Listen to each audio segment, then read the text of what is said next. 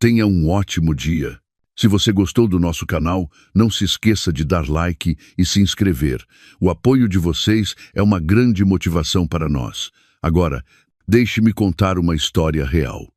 No dia do divórcio, o marido celebrou com a sua amante, mas a esposa saiu como uma herdeira rica. O corredor do Tribunal de Família e Menores de Lisboa cheirava a café requentado e a nervos à flor da pele. O chão de mosaico refletia os passos apressados de advogados que sussurravam números e cláusulas, enquanto famílias desfeitas esperavam a sua vez para formalizar o fim dos seus sonhos. Beatriz Almeida parou em frente à porta da sala de audiências número 3, ajustando o cinto do vestido azul escuro, que já não lhe assentava bem. Aos 6 meses de gravidez, cada movimento pesava-lhe, mas não tanto como o olhar de pena dos estranhos que a rodeavam. Trazia o cabelo castanho, apanhado num coque simples, sem joias, sem maquilhagem elaborada. Parecia uma sombra da mulher que tinha sido. Beatriz, respire fundo, sussurrou-lhe o Dr. K. Afonso Henriques, colocando uma mão paternal no seu ombro. Aos 70 anos, o conselheiro jurídico da família possuía aquela serenidade que só décadas de batalhas ganhas em silêncio conseguem dar. Tudo vai correr bem, ela assentiu. Embora os seus olhos castanhos não refletissem a mesma confiança, levou a mão à barriga num gesto protetor que desenvolvera nos últimos meses, como se pudesse proteger o filho da tempestade que se avizinhava. Do outro lado do corredor, as gargalhadas ressoavam como vidro partido.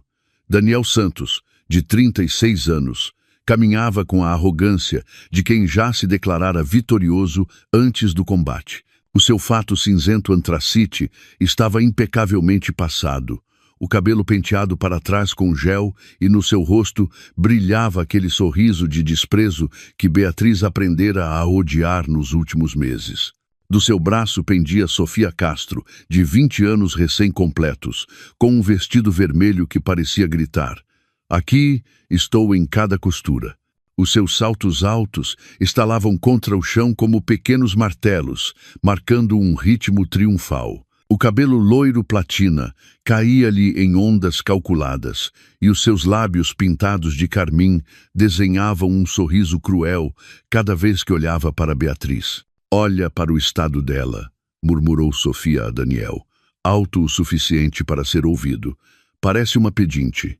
A sério que foste casado com aquilo?" Daniel soltou uma gargalhada abafada. "Já não por muito tempo, meu amor. Daqui a 1 hora será apenas uma recordação desagradável." Beatriz apertou os punhos dentro dos bolsos do casaco. O Dr. Afonso pegou-lhe no braço com suavidade, guiando-a para os bancos de madeira, onde esperariam para ser chamados.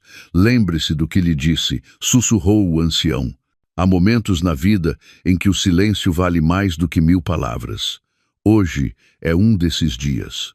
A secretária judicial, uma mulher de meia idade, com óculos pendurados numa corrente dourada, espreitou pela porta. "Processo Santos contra Almeida. Façam o favor de entrar." O coração de Beatriz acelerou. Era o momento. Daniel e Sofia adiantaram-se, ocupando os assentos da direita como se fossem os donos do lugar. Beatriz e o Dr. Afonso sentaram-se em silêncio à esquerda. O juiz, um homem calvo de cerca de 50 anos, revia os documentos com uma expressão neutra.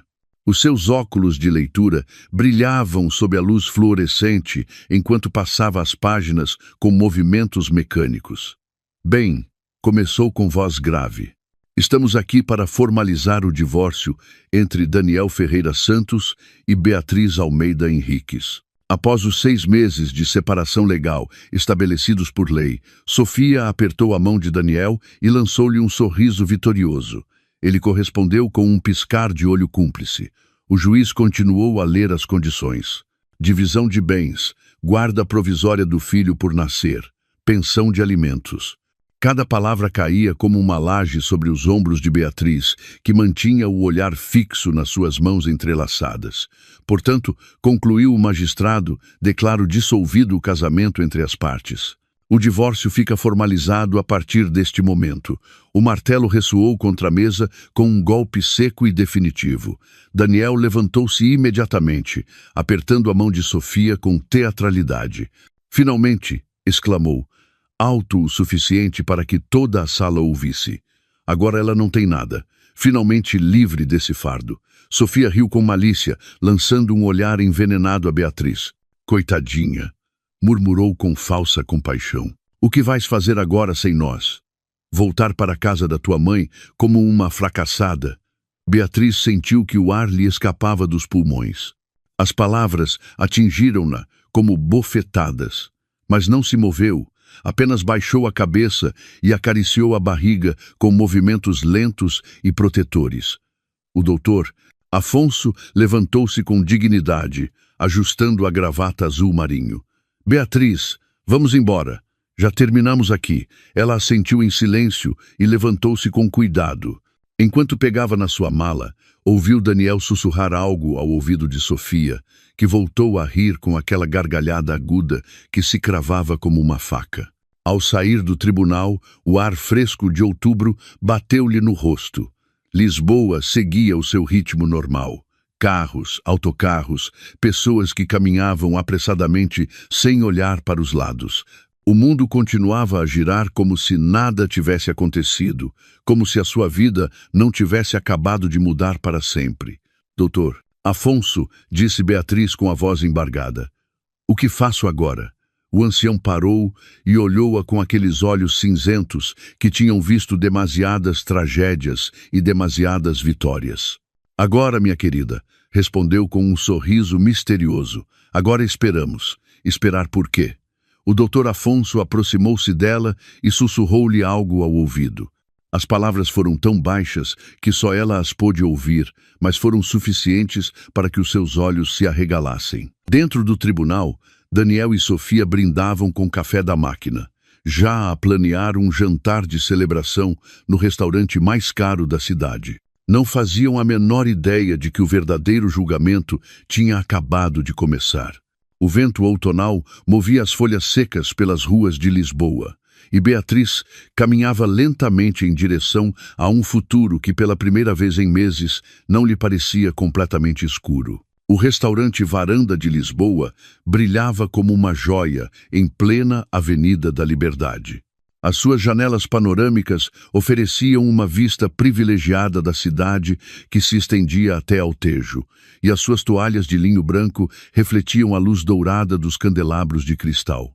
Era o tipo de lugar onde Daniel levara Beatriz para celebrar os seus primeiros aniversários, quando ainda fingia amá-la. Agora, 5 horas depois do divórcio, ocupava a mesa do canto com Sofia, que exibia um vestido preto justo que comprara naquela mesma tarde com o cartão de crédito dele. As suas unhas vermelhas tamborilavam contra a taça de champanhe Veuve Clicquot, enquanto os seus olhos brilhavam de satisfação. Um brinde à nossa liberdade, exclamou Daniel, erguendo a sua taça com um sorriso triunfal. E ao fim de 8 anos de casamento com aquela sanguessuga, Sofia bateu a sua taça contra a dele com um tilintar melodioso. Um brinde por ser finalmente a única dona do teu coração, ronronou, lambendo os lábios com coqueteria, embora nunca tenha percebido o que viste nela. Era tão, como direi, ordinária. Daniel soltou uma gargalhada enquanto cortava o seu lombo de novilho. No início, dava-me jeito. A família dela tinha contactos, sabes? Mas depois tornou-se pegajosa, dependente, sempre a queixar-se de que eu trabalhava demasiado, de que não passava tempo em casa. Fez uma careta de nojo, como se não entendesse que um homem tem ambições maiores do que mudar fraldas. Pois agora vai ter de as mudar sozinha, riu Sofia, levando à boca umas gambas a guilho. Coitadinha, grávida e sem marido. Imaginas? Vai ter de se mudar para um apartamentozinho nos subúrbios. Daniel assentiu, saboreando tanto o vinho como a conversa. Deixei-lhe o mínimo legal. A casa onde vive agora é alugada, por isso, quando o contrato acabar, encolheu os ombros com indiferença. Não é problema meu. No outro extremo da cidade, Beatriz caminhava lentamente pelo pequeno apartamento de 2 assoalhadas que fora o seu lar durante os últimos 8 anos. As paredes de cor creme, que um dia decorara com tanto carinho, pareciam-lhe agora estranhas, como se pertencessem a outra vida, a outra mulher. Parou em frente ao espelho da entrada e estudou-se com atenção. O seu reflexo devolvia-lhe a imagem de uma mulher de 32 anos com olheiras profundas. O cabelo sem brilho e a pele pálida do cansaço. Vestia uma camisola de lã cinzenta que fora da sua avó e umas calças de ganga que já não lhe fechavam bem por causa da gravidez. Isto é o que sou agora, murmurou, tocando no vidro frio. Uma mulher abandonada que mete pena. O som da campainha sobressaltou-a. Abriu a porta e encontrou o Dr. Afonso, que segurava uma pasta de couro castanho e exibia uma expressão serena que contrastava com a urgência da sua visita noturna. Desculpe a hora, Beatriz, disse, tirando o chapéu cinzento, mas há coisas que não podem esperar até amanhã. Ela convidou-o a entrar.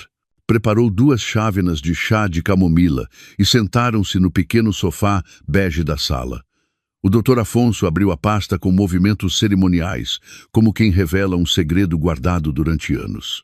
O seu avô Nuno era um homem muito sábio. Começou ajustando os óculos de leitura. Quando morreu há 5 anos, deixou instruções muito específicas sobre a sua herança. Que herança? Perguntou Beatriz, confusa. O avô só tinha a casa da aldeia e algumas poupanças. Tudo foi vendido para pagar as despesas médicas. O Dr. Afonso sorriu com aquele sorriso misterioso que esboçara no tribunal. Isso foi o que ele quis que acreditasse e o que quis que o Daniel acreditasse. Tirou vários documentos amarelados e estendeu-os sobre a mesa de centro. O seu avô criou um fundo fiduciário familiar na Suíça há 15 anos, quando começou a desconfiar das intenções do seu marido. Beatriz inclinou-se para a frente, estudando os papéis cheios de selos oficiais e assinaturas. Não percebo. O Nuno investiu em terrenos, em ações, em propriedades, quando Lisboa estava a crescer. Fez tudo em segredo através de empresas fantasma e sociedades offshore completamente legais. O Dr. Afonso apontou para uma linha específica do documento. Este fundo fiduciário tem um valor atual de 100 milhões de euros. As palavras atingiram Beatriz como um martelo. Levou as mãos à boca, incrédula. 100 milhões? Mas por que é que ele nunca me disse nada? Porque a única condição para herdar era estar legalmente divorciada. O Dr. Afonso olhou-a com gravidade. O seu avô suspeitava que o Daniel só se tinha casado consigo por interesse, embora, na altura, não soubesse exatamente por qual. A cláusula estabelecia que, se permanecesse casada, o dinheiro seria doado integralmente a organizações de caridade. Beatriz sentiu as pernas tremerem. Levou a mão à barriga num gesto automático. Quer dizer que agora sou a mulher mais rica de Portugal, completou o Dr. Afonso. E o Daniel não faz a menor ideia. No varanda de Lisboa, a celebração continuava. Daniel pedira a 2ª garrafa de champanhe e Sofia tirara os sapatos debaixo da mesa, esfregando o pé contra a perna dele. Sabes do que mais gosto nisto tudo? Sussurrou ela, aproximando-se até os seus lábios quase roçarem o seu ouvido. É que finalmente podemos estar juntos sem nos escondermos, sem mentiras, sem hotéis baratos, sem pressa. Daniel beijou-a com paixão, sem se importar com os olhares discretos dos outros clientes. Amanhã mesmo mudas-te para minha casa, prometeu-lhe. E assim que esse miúdo nascer e se resolver a questão da guarda, casamo-nos. Tu serás a nova Senhora Santos, e se ela causar problemas? A Beatriz. Daniel riu com desprezo. É uma ratinha assustada. Nunca teve coragem para nada. Vai contentar-se com as migalhas que lhe atirarem e criará o menino como mais uma mãe solteira qualquer. Sofia ergueu a sua taça mais uma vez. Então, brindemos a sua derrota total.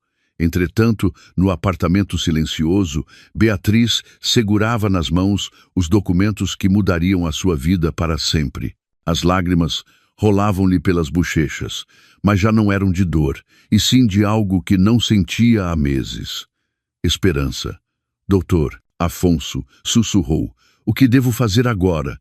O ancião recolheu os papéis com cuidado e guardou-os na pasta. Agora, minha querida, deve esperar pelo momento perfeito. Amanhã, o Daniel receberá uma chamada dos seus investidores mais importantes.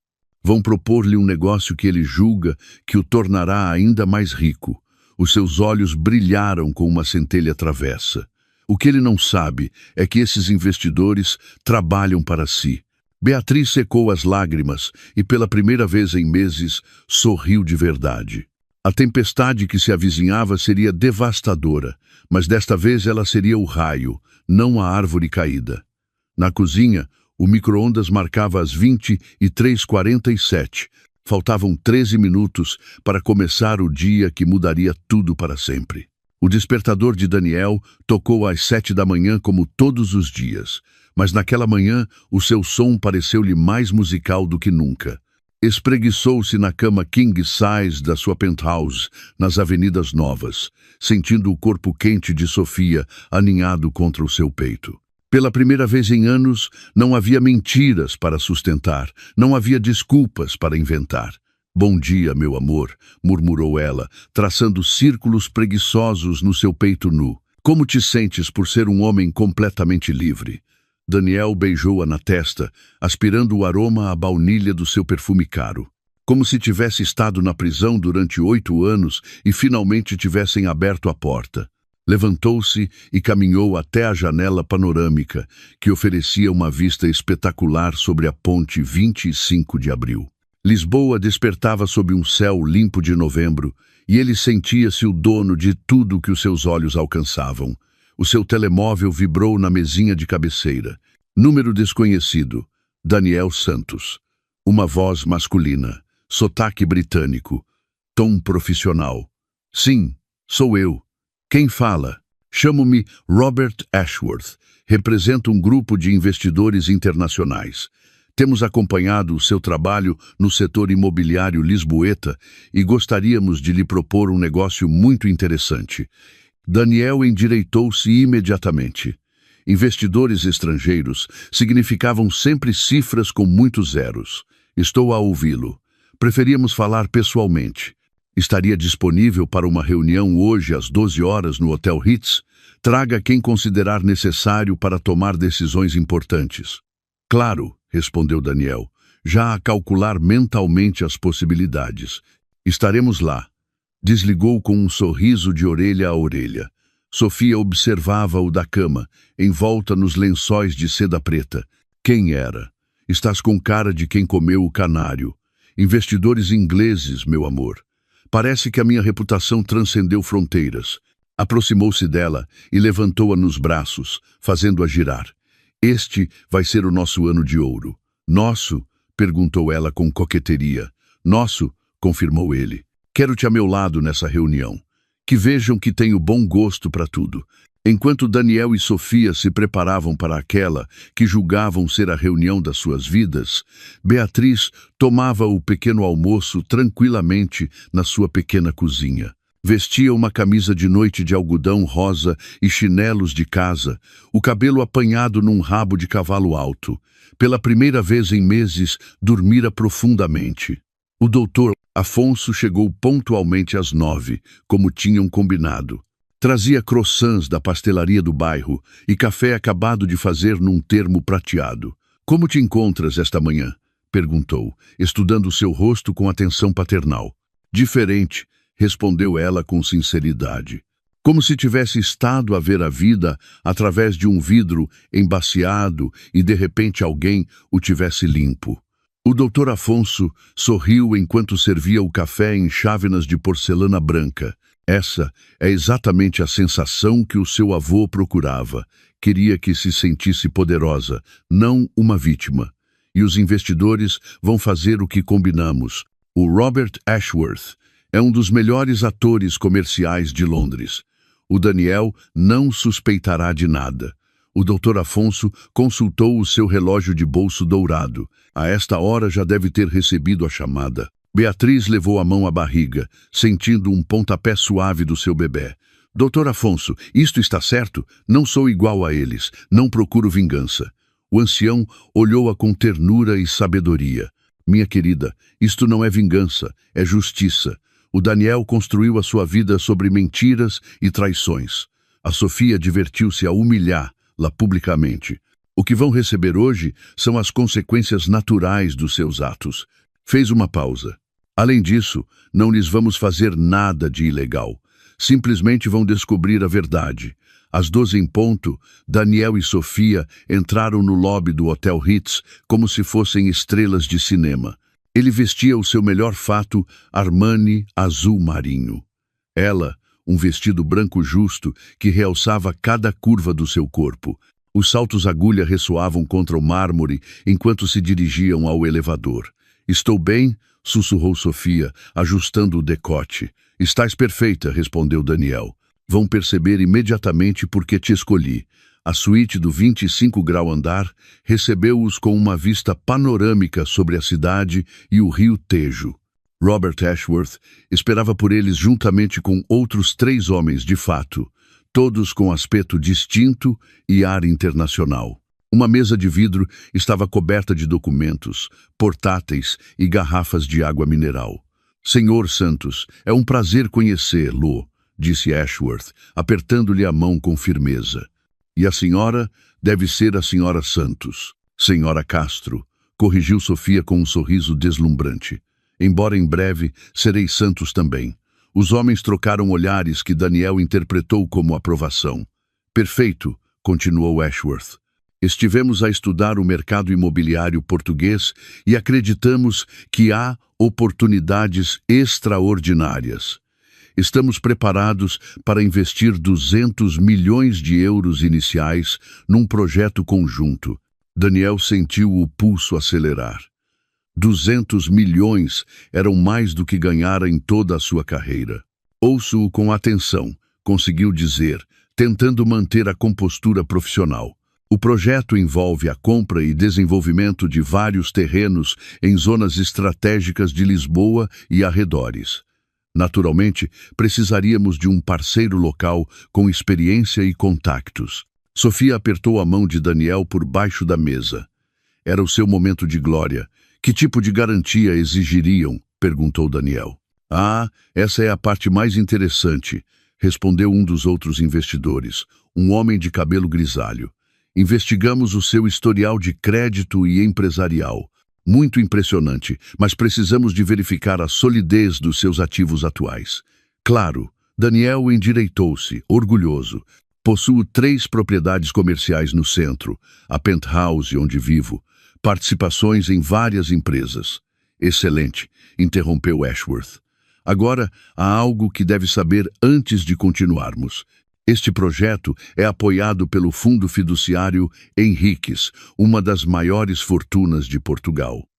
Daniel franziu o sobrolho. O apelido soava-lhe familiar, mas não conseguia situá-lo. Fundo fiduciário. Henriques? Sim. A herdeira é uma jovem muito inteligente, segundo nos disseram. De facto, Ashworth consultou os seus papéis, uma tal Beatriz Almeida Henriques. Não lhe é familiar esse nome? A cor desvaneceu-se do rosto de Daniel como se tivessem aberto uma torneira. Sofia olhou-o, confusa, notando a sua súbita mudança de expressão. Daniel, que se passa? Ficaste pálido, mas Daniel não conseguia falar. O apelido Henriques, Beatriz, a herança, as peças do puzzle começavam a formar uma imagem que o enchia de terror. Ashworth sorriu com uma educação implacável. De facto, a senhora Almeida Henriques pediu-nos especificamente que nos reuníssemos consigo hoje. Queria assegurar-se de que entendia completamente a sua nova situação. A suíte, de repente, pareceu muito pequena, muito quente. Daniel tentou levantar-se, mas as pernas não lhe respondiam. Na porta da suíte, uma figura familiar apareceu como uma miragem. Beatriz Almeida, radiante num elegante vestido azul, acompanhada pelo Dr. Afonso e por 2 homens que eram claramente advogados. Olá, Daniel, disse com uma voz suave, mas cheia de poder. Espero que estejas a gostar da tua primeira reunião como meu empregado. O silêncio que se seguiu foi tão denso que se poderia ter cortado a faca. Sofia foi a primeira a reagir, levantando-se de um salto. O que se está a passar aqui? As gaivotas voavam do lado de fora da janela, alheias ao drama que se desenrolava na suíte 25, onde um castelo de cartas construído sobre mentiras acabara de receber o primeiro sopro da verdade. O ar condicionado da suíte do Hotel Ritz zumbia como uma abelha encurralada, mas nenhum som mecânico conseguia preencher o silêncio devastador que se seguiu à aparição de Beatriz. Daniel permanecia cravado na sua cadeira, os nós dos dedos brancos de tanto apertar os braços da poltrona de couro. Os seus olhos moviam-se desesperadamente entre a sua ex-esposa e os falsos investidores, como se procurasse uma saída num labirinto sem escapatória. Sofia, pelo contrário, parecia um gato eriçado. As suas bochechas tinham ficado vermelhas e as unhas cor-de-rosa cravavam-se na mesa de vidro. Isto é uma brincadeira de muito mau gosto, gritou, apontando para Beatriz com um dedo acusador. Tu não tens dinheiro para nada. Ontem mesmo parecias uma pedinte no tribunal. Beatriz sorriu com uma serenidade que gelava o sangue. Caminhou até a mesa com passos medidos, como uma rainha a inspecionar os seus domínios. Vestia um vestido azul marinho de corte elegante que realçava a sua gravidez sem a fazer parecer vulnerável, e uns sapatos de salto médio que lhe davam presença sem sacrificar o conforto. Sofia, querida, disse com uma voz suave mas carregada de autoridade, sempre foste muito rápida a julgar as aparências. Infelizmente, nunca aprendeste a ver para além do óbvio. O doutor Afonso aproximou-se da mesa e desdobrou vários documentos oficiais, com selos dourados e timbre legal. Permitam-me esclarecer a situação, anunciou com a gravidade de um notário. A senhora Beatriz Almeida Henriques é, desde ontem às 14h30, a única herdeira do Fundo Fiduciário Familiar Henriques, avaliado em 100 milhões de euros. Daniel finalmente encontrou a sua voz, embora lhe saísse como um sussurro rouco. Isso é impossível. O velho Nuno não tinha nada, só uma casa na aldeia e algumas dívidas. Isso foi o que ele quis que acreditasses, interrompeu Beatriz, aproximando-se até ficar em frente ao seu ex-marido. O meu avô era mais inteligente do que alguma vez lhe deste crédito. Estudou-te durante anos, Daniel. Estudou as tuas ambições, as tuas mentiras, a tua verdadeira natureza. O doutor Afonso levantou um dos documentos. O senhor Nuno Henriques começou a investir em propriedades lisboetas em 1995, quando o mercado imobiliário estava nos seus primórdios. Comprou terrenos que pareciam baldios e que agora valem fortunas. Investiu em empresas tecnológicas que na altura eram pequenas startups. Tudo de forma completamente legal e discreta. Mas a cláusula mais interessante, continuou Beatriz, saboreando cada palavra, era que eu só podia herdar se estivesse legalmente divorciada. O meu avô sabia que, se o Daniel descobrisse a existência do dinheiro, encontraria uma forma de me roubar. Sofia levantou-se como uma mola, cambaleando ligeiramente sobre os seus saltos agulha. Mentes, tudo isto é uma montagem. Daniel diz alguma coisa. Mas Daniel parecia ter se transformado numa estátua. A sua mente trabalhava a uma velocidade vertiginosa, processando as implicações devastadoras do que estava a ouvir.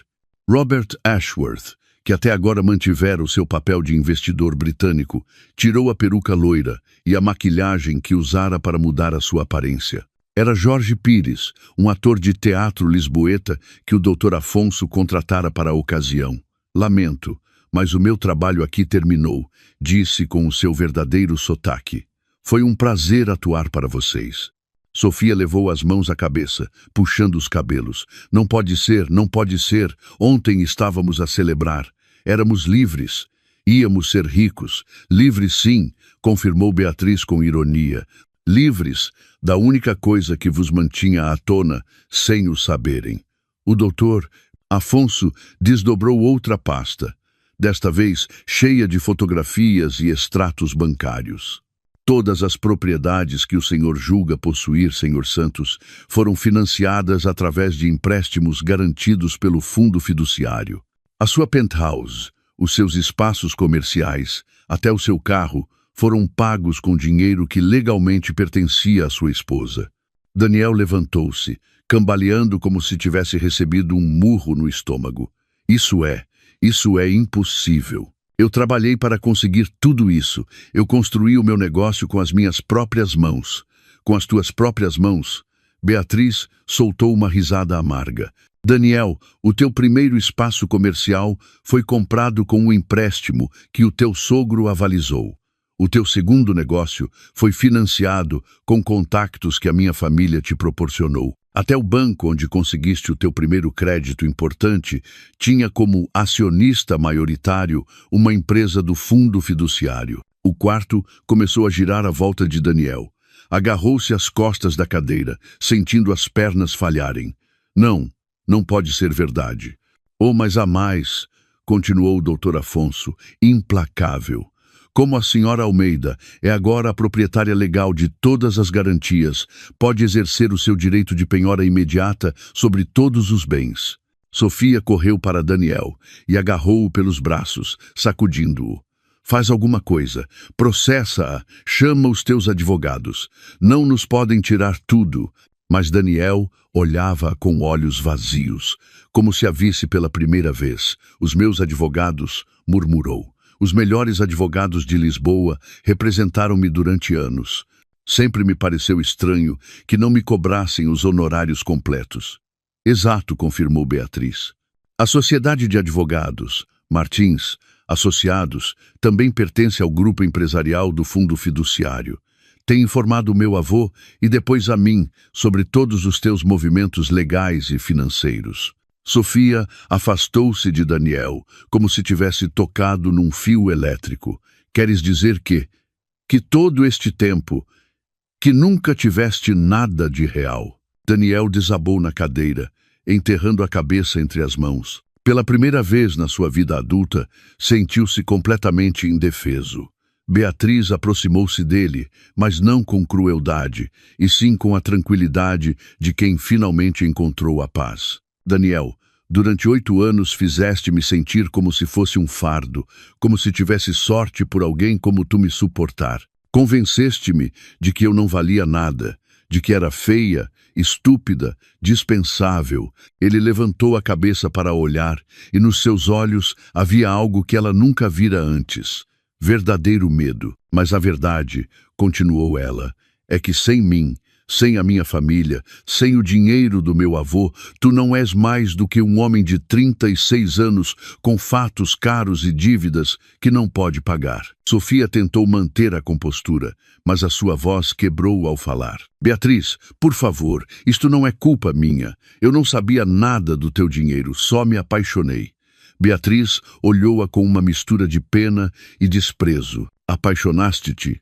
Apaixonaste-te por um homem casado que te comprava presentes com dinheiro que não era dele? Apaixonaste-te enquanto me humilhavas publicamente e te rias da minha dor? As lágrimas começaram a rolar pelas bochechas de Sofia, arrastando a maquilhagem cara e deixando rastros negros como feridas. Eu pensei. Pensaste que tinhas ganhado a lotaria, cortou Beatriz. Pensaste que te tinhas livrado da esposa, tonta, e ficado com um homem rico. Mas acontece que o homem não tinha nada, e a esposa tonta era quem tinha tudo. O Dr. Afonso consultou o seu relógio e pigarreou. Beatriz, se me permite, creio que é o momento de os informar sobre os procedimentos que começarão amanhã de manhã. Ela assentiu, acariciando suavemente a barriga. Às 9 em ponto, os nossos advogados apresentarão os pedidos de penhora. Daniel, tens 24 horas para desocupar a penthouse e entregar as chaves de todos os espaços comerciais. Os carros serão retirados esta mesma tarde. E onde é que eu vou viver? Perguntou ele com a voz embargada. Isso, querido, respondeu Beatriz com um sorriso gelado. Já não é problema meu. A porta da suíte abriu-se e entraram 2 seguranças do hotel. Senhores, disse o mais alto com cortesia profissional, pediram-nos que vos acompanhássemos até a saída. Sofia agarrou-se ao braço de Daniel como um náufrago a uma tábua partida. Daniel, diz alguma coisa. Faz alguma coisa. Não podemos ir embora assim. Mas Daniel já não estava ali. A sua mente viajara para um lugar escuro onde todas as suas certezas se desmoronavam como castelos de areia sob a maré. Enquanto os seguranças os escoltavam até a porta, Beatriz chamou-os uma última vez. Ah, mais uma coisa. A celebração de ontem à noite no varanda de Lisboa também foi paga com o meu dinheiro. Espero que tenham desfrutado do vosso último jantar como ricos. As portas do elevador fecharam-se, levando Daniel e Sofia em direção a um futuro incerto, deixando para trás o eco dos seus sonhos desfeitos. Na suíte silenciosa, Beatriz aproximou-se da janela e contemplou o Tejo. Pela primeira vez em meses, o horizonte parecia-lhe infinito e cheio de possibilidades. Às 6 da tarde desse mesmo dia, Daniel e Sofia estavam sentados no carro desportivo BMW vermelho que ele comprara há apenas 2 meses para impressionar. Mas agora o veículo estava estacionado em frente a um McDonald's nos arredores de Lisboa e nenhum dos dois provara uma migalha dos seus hambúrgueres frios. O telefone de Daniel não parara de tocar. Primeiro foi a sua secretária, a Amparo, a perguntar por que razão tinham chegado 2 homens de fato para selar os escritórios. Depois ligou o seu sócio minoritário, o Tomás, histérico porque os bancos tinham bloqueado todas as contas empresariais. A seguir, o porteiro do seu prédio, a perguntar se era verdade que tinha de desocupar a penthouse até ao dia seguinte. Daniel atende o telefone, murmurou Sofia pela 10ª vez, com os olhos inchados de chorar. Talvez possamos resolver isto. Ele olhou-a como se fosse uma estranha. O seu fato, Armani estava amarrotado, a gravata desapertada e tinha uma mancha de ketchup na camisa branca. Pela primeira vez em anos, parecia exatamente o que era. Um homem de meia-idade que acabara de perder tudo. Resolver o quê, Sofia? A sua voz soava rouca, derrotada. Não percebes o que aconteceu? Não tenho nada. Nunca tive nada. Tudo era dela. O telefone vibrou mais uma vez. Desta vez era a sua mãe, a Carmen. Dani, filho, é verdade o que me disseram, que a Beatriz ficou com tudo. Daniel fechou os olhos, sentindo a realidade assentar-lhe no estômago como cimento frio. Sim, mãe, é verdade. Mas, filho, a voz de Carmen tremia. Como é possível? Se tu sempre me disseste que era ela quem dependia de ti. Eu também acreditava nisso, sussurrou ele. Sofia arrancou-lhe o telefone. Senhora Carmen, tem de nos ajudar. A sua nora está louca, está a roubar-nos. A risada amarga de Carmen ressoou através do altifalante. Minha nora, menina? A minha nora é a Beatriz.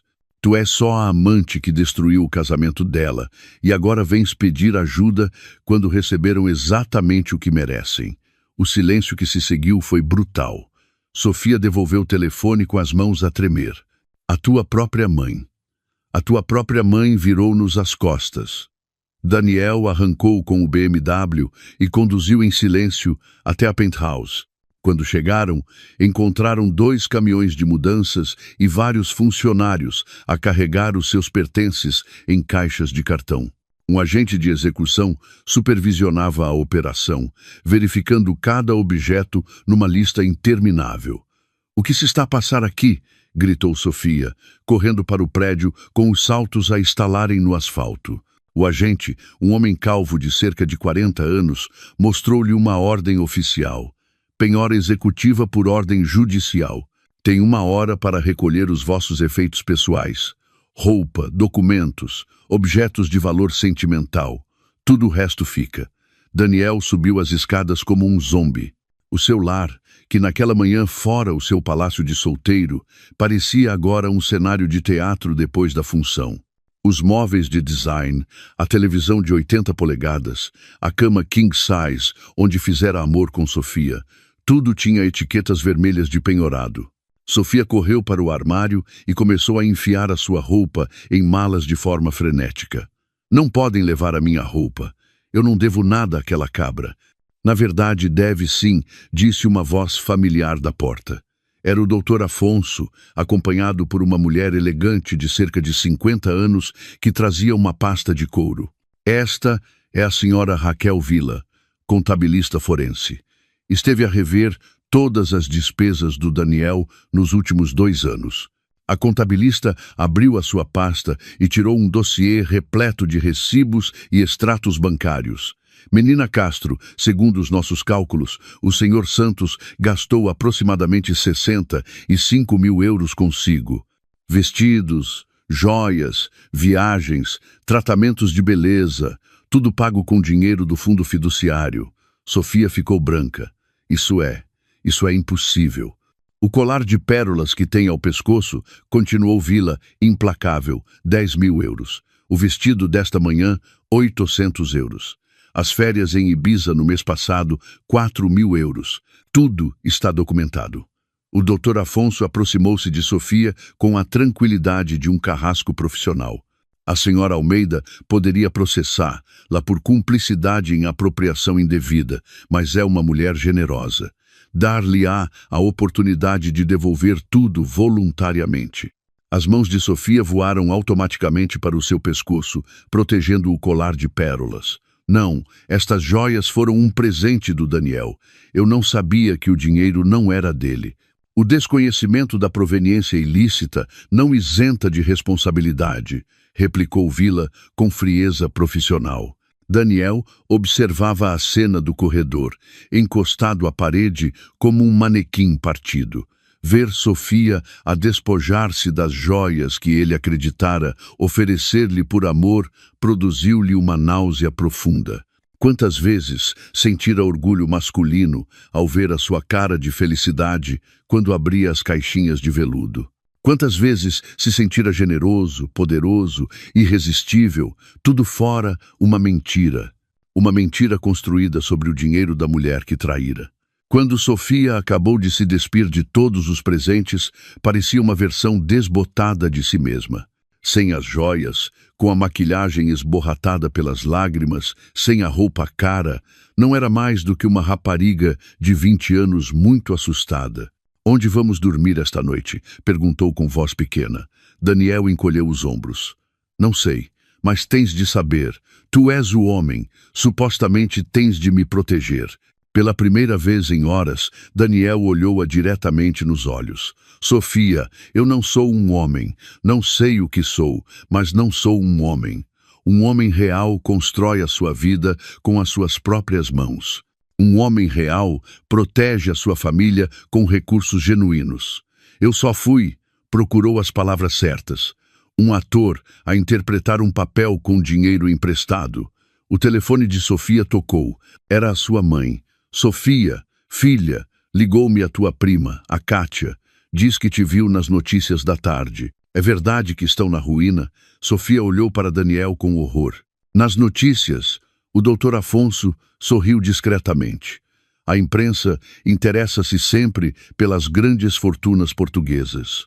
O regresso da herdeira Henriques é notícia de primeira página." Meia hora depois, enquanto embalavam os seus últimos pertences em 2 malas patéticas, Daniel recebeu uma chamada do seu irmão mais velho, o Jorge. "Opa, mas o que é que tu fizeste? Estás em todos os telejornais." O empresário fantasma que vivia do dinheiro da ex-mulher.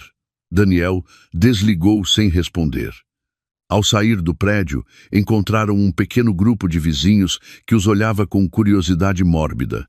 A senhora Rodrigues, do 2º andar, abanava a cabeça enquanto murmurava ao marido.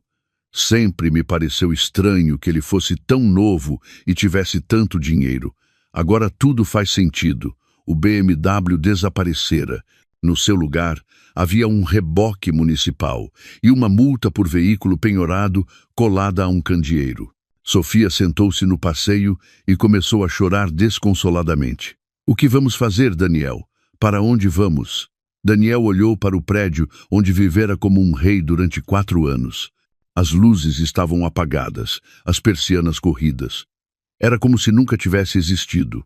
"Suponho", disse lentamente, "que vamos descobrir quem realmente somos quando não temos nada que nos defina. O táxi que pediram chegou meia hora depois. O motorista, um homem mais velho de barba grisalha, olhou-os pelo espelho retrovisor. Para onde vos levo? Daniel e Sofia olharam um para o outro. Não tinham resposta. Para um hotel qualquer, barato, murmurou finalmente Daniel. O mais barato que encontrar. Enquanto o táxi se afastava pelas ruas de Lisboa, nenhum dos dois se deu conta de que Beatriz os observava da janela de um café próximo. Segurava uma chávena de chá quente entre as mãos e tinha uma expressão serena, como alguém que finalmente encontrou a paz depois de uma longa tempestade. O Dr. Afonso sentou-se ao seu lado. Como te sentes? Beatriz tomou um gole de chá e acariciou suavemente a barriga. Livre, respondeu com um suspiro profundo. Sinto-me como se tivesse acordado de um pesadelo muito longo. Os candeeiros acenderam-se um a um na Avenida da Liberdade, marcando o fim de um dia que mudara 3 vidas para sempre. Mas só uma delas dormiria tranquila naquela noite. A Pensão Estrela situava-se numa rua estreita de Alfama, entre um restaurante de kebab que cheirava a gordura rançosa e uma loja de souvenirs para turistas. O quarto duplo custava 30 euros por noite. Tinha uma cama que rangia, um chuveiro que pingava e uma janela que dava para um pátio interior, onde o sol nunca entrava. Daniel levava uma semana a dormir naquela cama, a ouvir o ressonar de Sofia e a contar as fendas no teto. As suas poupanças pessoais, as poucas que conseguira acumular numa conta em que Beatriz não tocara, evaporavam-se dia a dia, como água no deserto. Daniel, acorda, sussurrou Sofia, sacudindo-lhe o ombro. Tenho fome. Ele abriu os olhos e olhou para o telemóvel, 11h30 da manhã. Desde o desastre do hotel, perdera completamente a noção do tempo. Os dias arrastavam-se sem propósito, sem rotinas, sem a estrutura que dera sentido à sua vida durante anos. Compra qualquer coisa na máquina de venda automática do corredor, murmurou, virando-se para o outro lado. Com que dinheiro? Sofia sentou-se na beira da cama, vestindo apenas uma t-shirt velha e cuecas. Ontem gastamos os últimos 20 euros em sandes. Daniel incorporou-se lentamente. O seu cabelo, sempre impecavelmente penteado, estava agora oleoso e despenteado. Não se barbeava há 3 dias e tinha olheiras profundas como feridas. Pois não sei, Sofia, por que não ligas à tua mãe ou a alguma das tuas amigas ricas? Ela olhou com raiva contida. Já tentei. A minha mãe diz que eu é que me meti nisto por me ter juntado a um homem casado. E as minhas amigas? A sua voz quebrou. As minhas amigas já não atendem às minhas chamadas. Daniel levantou-se e caminhou até a pequena janela. O pátio estava cheio de pombos e lixo. Em algum lugar naquela mesma cidade, Beatriz provavelmente tomava o pequeno almoço numa esplanada com vista para o rio, a planear a sua nova vida. A culpa é tua, disse Sofia de repente. Desculpa, sim, tua. Pôs-se de pé, a tremer de raiva. Tu disseste-me que eras rico. Prometeste-me que me darias tudo. Eu deixei o meu trabalho, deixei o meu apartamento, deixei a minha vida por ti. Daniel virou-se para ela com olhos frios. O teu trabalho? Eras empregada de mesa num bar. O teu apartamento? Um estúdio de 25 quadrados que partilhavas com uma colega. Não perdeste muito, Sofia. As palavras foram como bofetadas. Sofia aproximou-se dele com os punhos cerrados. Pelo menos eu não menti sobre o que era. Pelo menos eu não enganei ninguém. Tu fizeste-me acreditar que eras um homem de sucesso. Eu também acreditava, gritou Daniel. Não percebes? Eu também fui enganado. Vivi 8 anos a acreditar que era um empresário de sucesso. Olharam-se em silêncio, a respirar agitadamente. Naquele quarto miserável, sem dinheiro, sem futuro, sem nada que os unisse exceto a culpa mútua, viam-se pela primeira vez, tal como eram realmente. O telefone de Daniel tocou. Número desconhecido. Diga, Daniel Santos. Sou a Mônica Ferreira, da empresa de seleção Talent Search. Vi o seu currículo no Net Empregos. estaria interessado numa entrevista para um cargo de comercial júnior. Daniel sentiu uma mistura de esperança e humilhação. Comercial júnior? Sim, o salário base são 1.100 euros mais comissões. Interessa-lhe? 1.100 euros. Há 2 semanas, Daniel gastava mais do que isso num único jantar. Sim, disse com a voz embargada. Interessa-me. Entretanto, num escritório elegante na Torre Vasco da Gama, Beatriz assinava documentos rodeada de advogados e assessores financeiros. Vestia um fato de maternidade azul marinho que lhe dava um aspecto profissional e poderoso. O seu cabelo brilhava sob a luz natural que entrava pelas janelas e, pela primeira vez em meses, tinha cor nas bochechas. A fundação que queremos criar precisará de um conselho de administração sólido, explicava o advogado principal, um homem elegante de cerca de 60 anos. Propomos focá-la no apoio a mães solteiras e vítimas de violência econômica. Beatriz acariciou a barriga, sentindo os movimentos do seu bebê. Parece-me perfeito. Quero que as mulheres que se encontrem na situação em que eu estive há 1 semana tenham recursos e apoio real. O Dr. Afonso, sentado ao seu lado, sorriu com orgulho paternal. O seu avô estaria muito orgulhoso. Sempre soube que tinha um coração nobre. E quanto ao Daniel e à Sofia, perguntou um dos assessores, quer que continuemos a monitorizar a situação deles? Beatriz refletiu por um momento. Não, já não fazem parte da minha vida. O que fizerem a partir de agora é responsabilidade deles. Na pensão Estrela, Daniel tomava um duche de água morna enquanto se preparava para a entrevista de trabalho. Vestira o seu último fato limpo, mas sem os acessórios caros, sem o relógio suíço, sem os sapatos italianos, parecia um ator de teatro a representar o papel de executivo com um guarda-roupa de segunda mão. Sofia esperava-o sentada na cama, a olhar-se num espelho de mão rachado. Quando é que recebes, se conseguires o trabalho? No final do mês, respondeu Daniel, dando o nó na gravata em frente ao espelho da casa de banho. Se o conseguir. E até lá? Daniel saiu da casa de banho e olhou-a com cansaço. Até lá, suponho que terás de procurar trabalho também. Eu, mas mal tenho experiência, pois será o momento de a conseguires. A entrevista foi num escritório pequeno no Parque das Nações. Daniel sentou-se em frente a uma mulher de cerca de 40 anos que revia o seu currículo com uma expressão cética. Vejo que foi empresário durante anos. Por que procura agora um emprego por conta de outrem? Daniel ensaiara a resposta, mas as palavras souberam-lhe a amargo na boca. Decidi dar uma mudança à minha carreira profissional. Procuro algo mais estável. Entendo. A mulher estudou-o com atenção.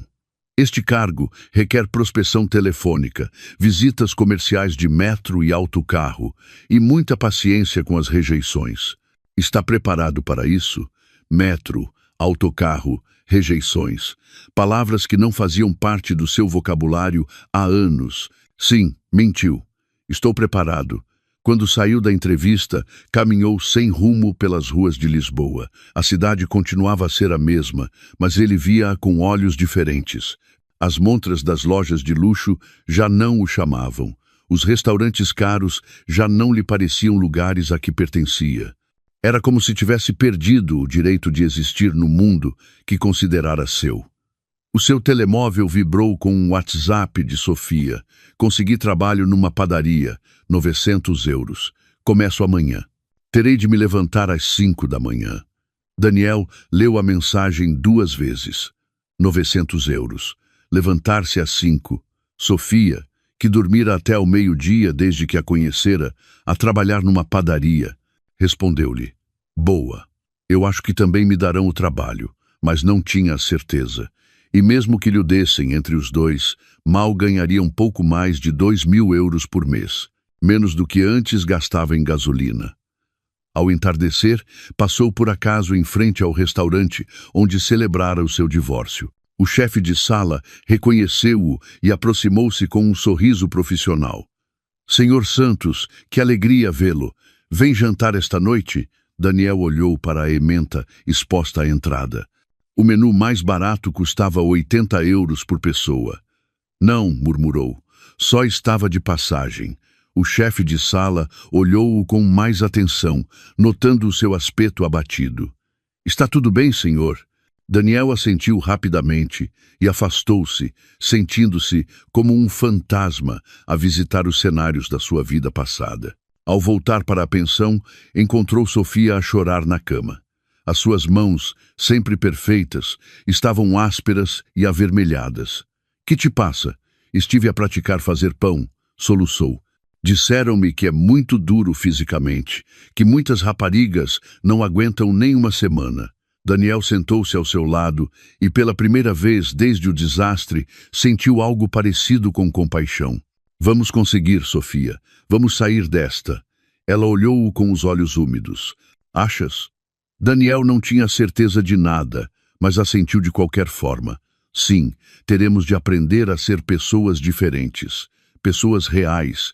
Naquela noite, enquanto Sofia dormia inquieta, a preparar-se para o seu primeiro dia de trabalho real, Daniel permaneceu acordado a olhar para as fendas no teto.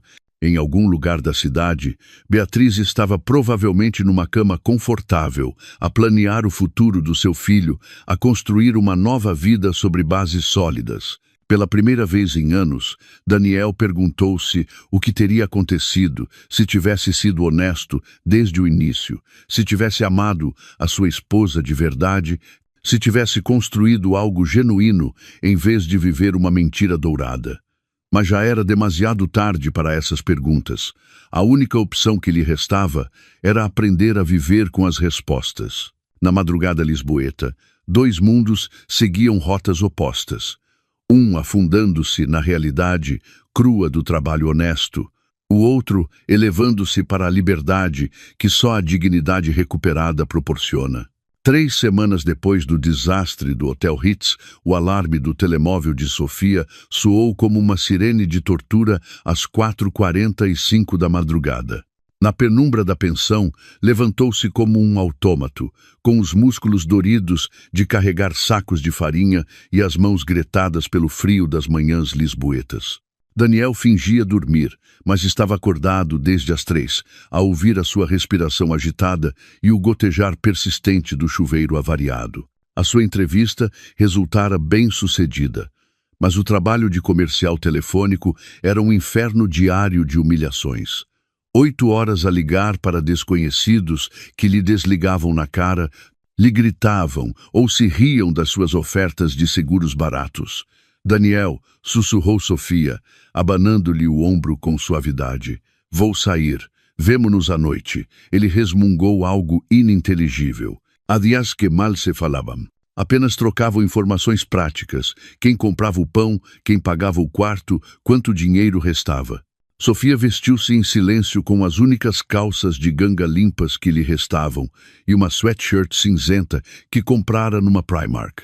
As suas mãos, antes suaves como seda, tinham agora calos e pequenos cortes de manusear tabuleiros de metal quente.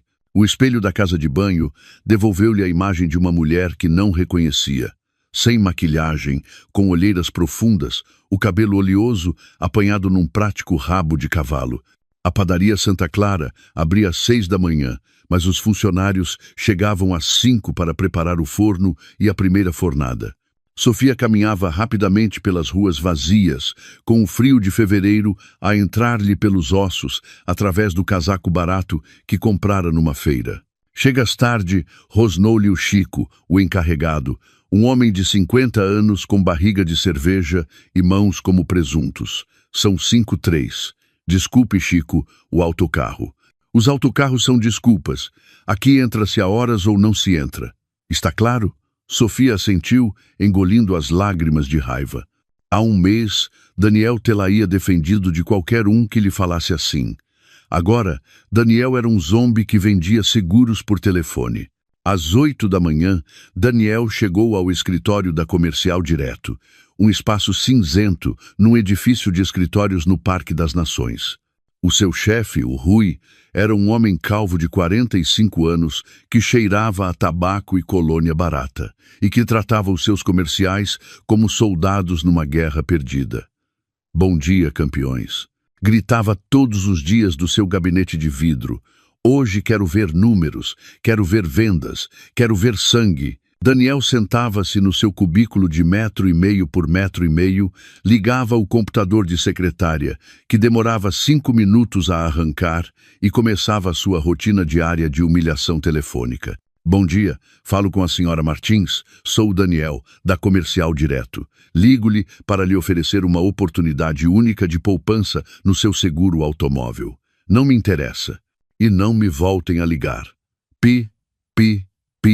Daniel riscava um nome da lista e marcava o número seguinte. Na sua vida antiga, as pessoas devolviam-lhe as chamadas. Os clientes convidavam-no para almoçar em restaurantes caros. Tomava decisões importantes em reuniões onde a sua opinião importava. Agora era mais um numa fila de desesperados a vender produtos que ninguém queria a pessoas que não os podiam pagar.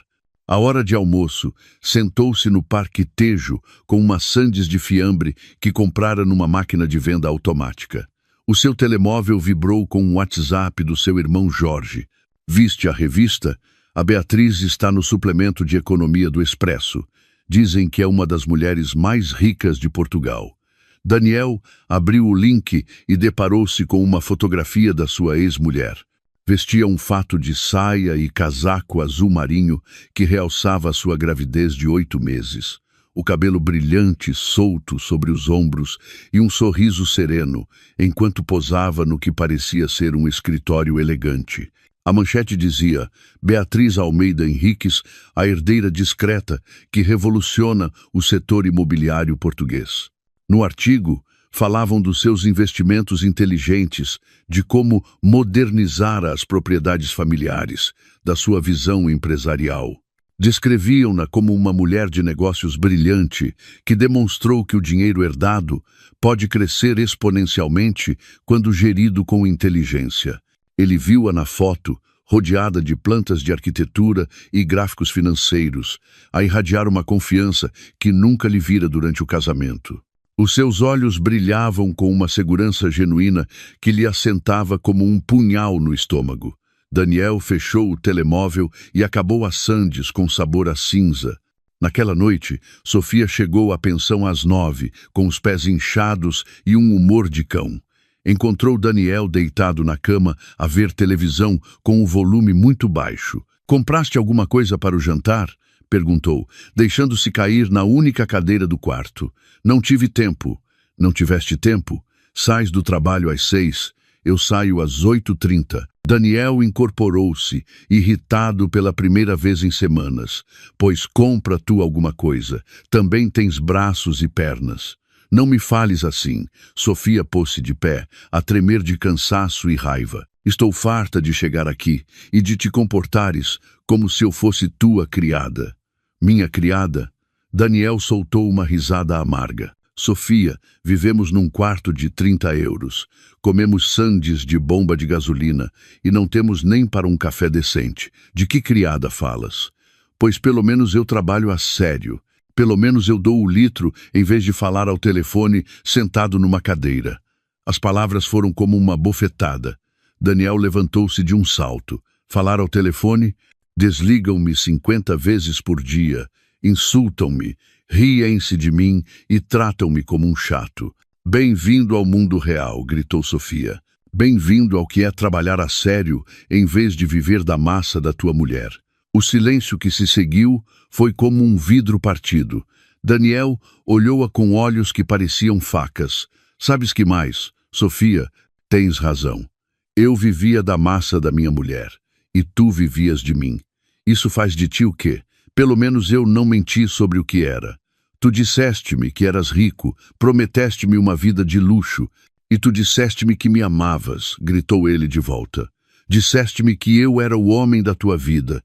Onde está esse amor agora que não te posso comprar vestidos caros?» Sofia ficou calada por um momento, a respirar agitadamente. Quando falou, a sua voz soou fria como gelo. «Sabes qual é a diferença entre ti e eu, Daniel? É que eu pelo menos sou jovem. Posso refazer a minha vida. Posso encontrar alguém que cuide de mim a sério. Mas tu...» Olhou-o de cima a baixo com desprezo.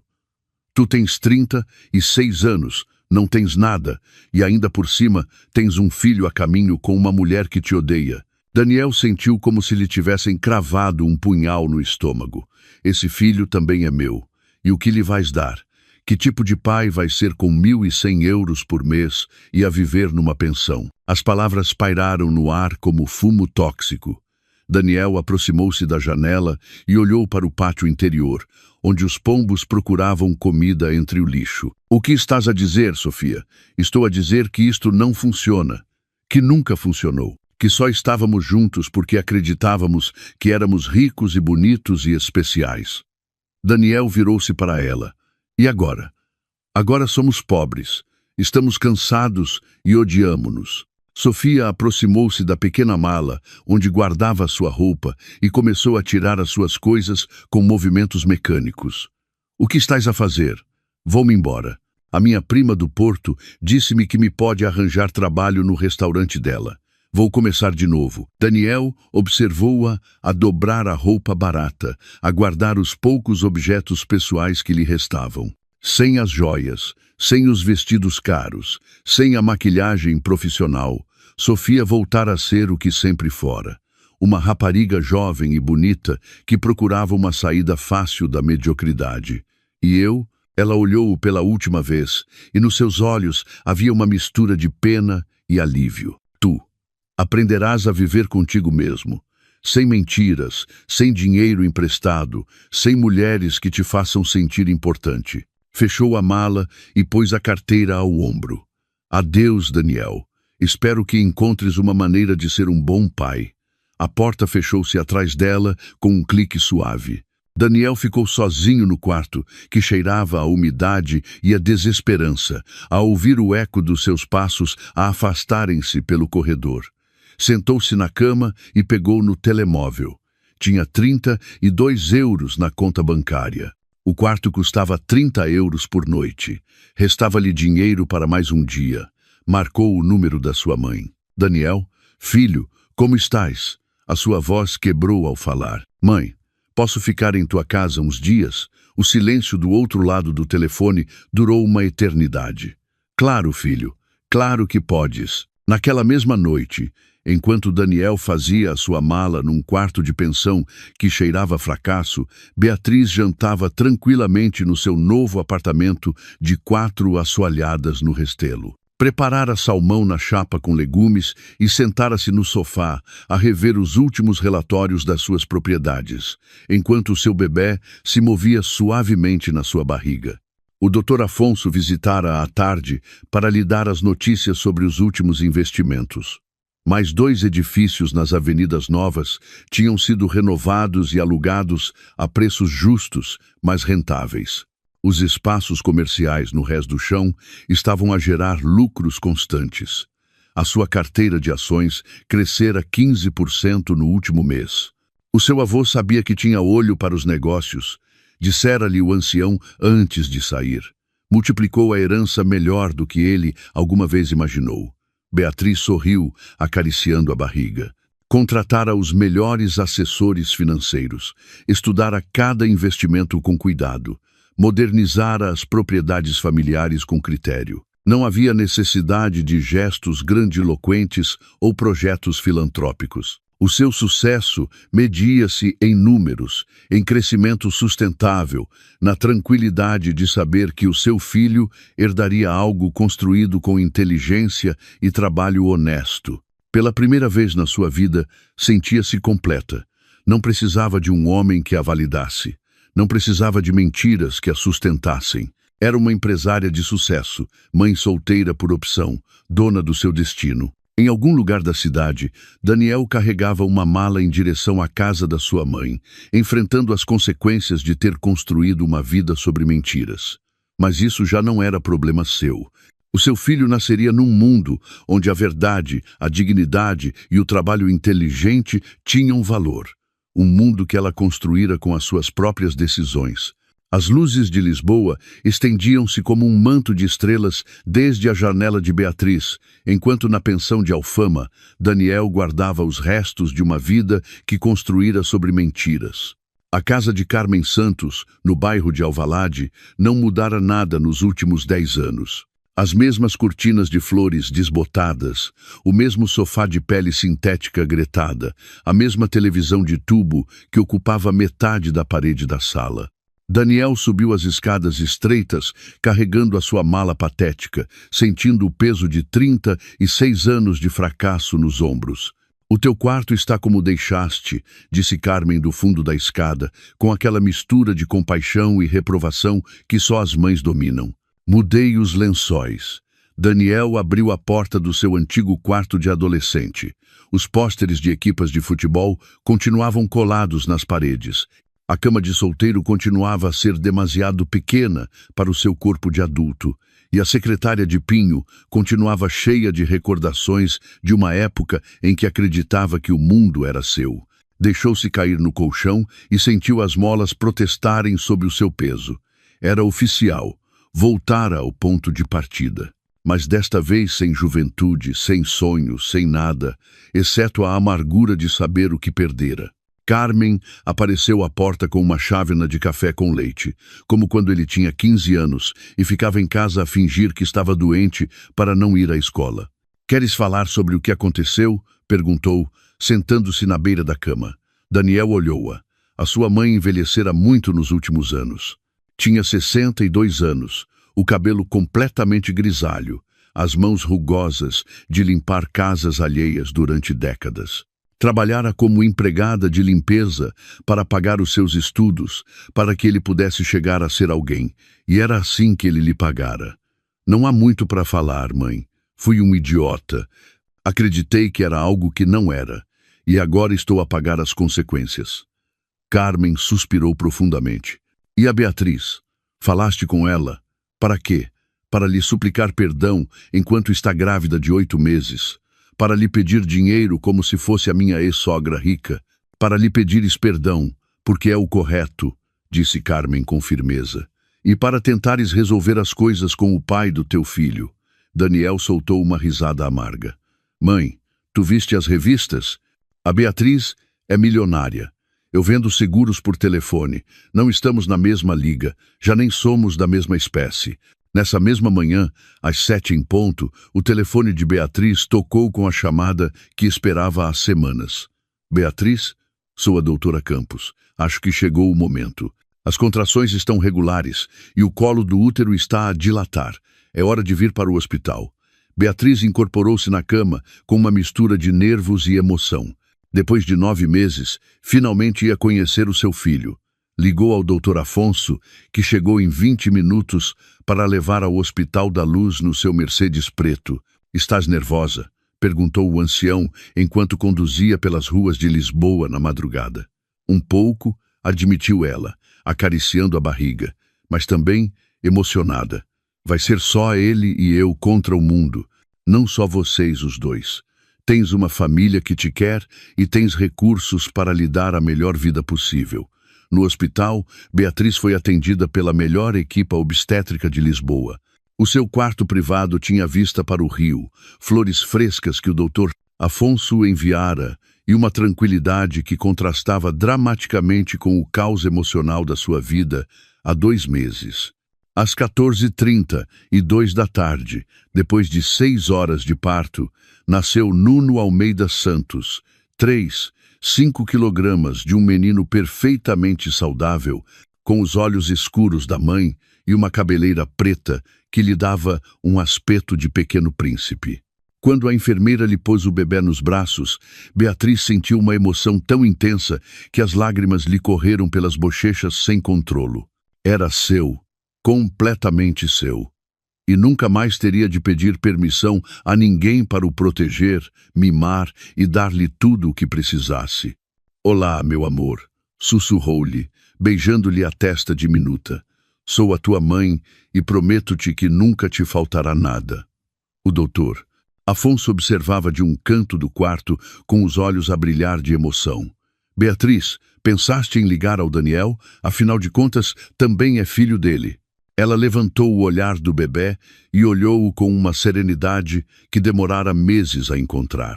"Dr. Afonso, o Daniel teve 9 meses para demonstrar que queria ser pai. Escolheu humilhar-me, abandonar-me e celebrar o nosso divórcio com a sua amante. Voltou a olhar para o seu filho. Não vou permitir que a sua toxicidade contamine a felicidade deste momento. O ancião assentiu com compreensão, mas legalmente, o Nuno levará o meu apelido como principal. Quando o Daniel demonstrar que é capaz de ser um pai responsável e estável, poderá conhecer o seu filho. Até lá, a minha prioridade é proteger este menino da instabilidade emocional do seu pai. Enquanto Beatriz vivia o momento mais feliz da sua vida, Daniel cumpria a sua segunda semana como vendedor telefônico de seguros. A rotina era sempre a mesma: levantar-se às 7, tomar o pequeno almoço com café e torradas na cozinha da mãe, apanhar 2 autocarros até ao Parque das Nações, sentar-se no seu cubículo de 1,5 metros e passar 8 horas a ser rejeitado por desconhecidos. Bom dia. Falo com o Sr. Gonçalves. Sou o Daniel da Comercial Direto. Que não me interessa. Não tem mais nada que fazer do que chatear. Pi. Daniel riscou outro nome da lista. Já fizera 43 chamadas naquela manhã e conseguira exatamente 0 marcações. O seu chefe, o Rui, aproximou-se do seu cubículo com cara de poucos amigos. Santos, os teus números são uma miséria.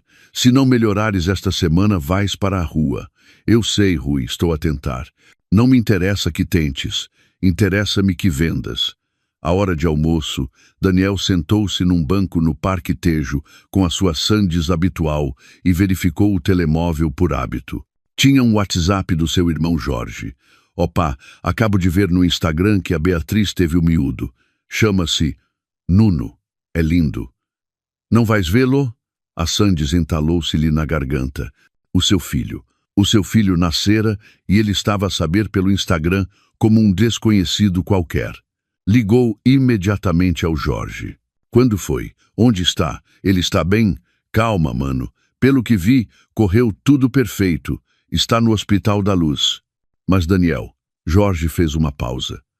Acho que devias pensar bem em como vais gerir isto. O que queres dizer? Quero dizer que chegas a um hospital privado caríssimo, vestido com um fato amarrotado que cheira a pensão, sem presentes, sem flores, sem nada. Depois de tudo o que aconteceu, achas que isso vai causar uma boa impressão? Daniel olhou para si mesmo. Tinha razão.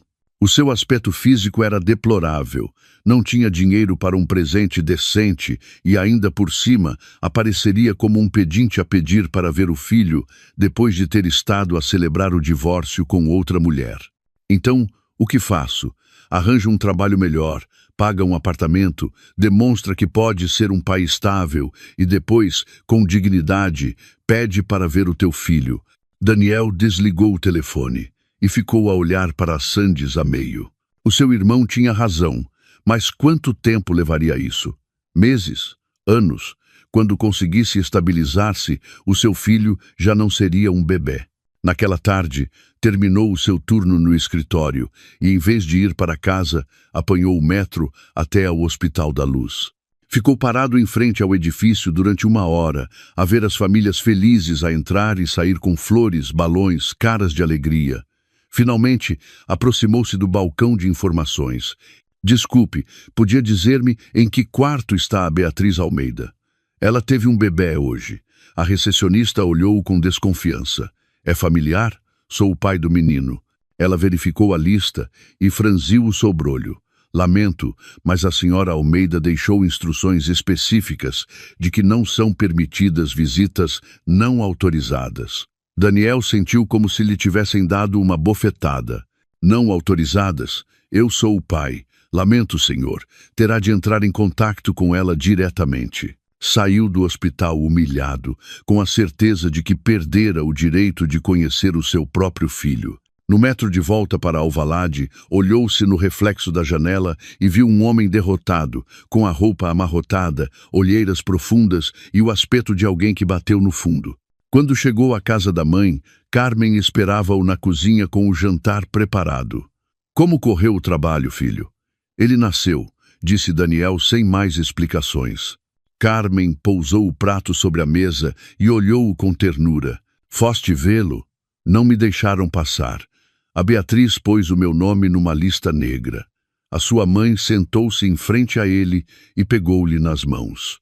Daniel, o que esperavas? Depois de tudo o que aconteceu, depois de a teres humilhado publicamente, esperavas que ela te recebesse de braços abertos? É meu filho, mãe. Sim, é teu filho. Mas também é filho dela, e ela tem todo o direito do mundo de o proteger da instabilidade. Daniel apoiou a cabeça entre as mãos. O que faço agora? Carmen levantou-se e serviu-lhe um prato de sopa de feijão. Agora comes, tomas um duche e amanhã voltas a trabalhar.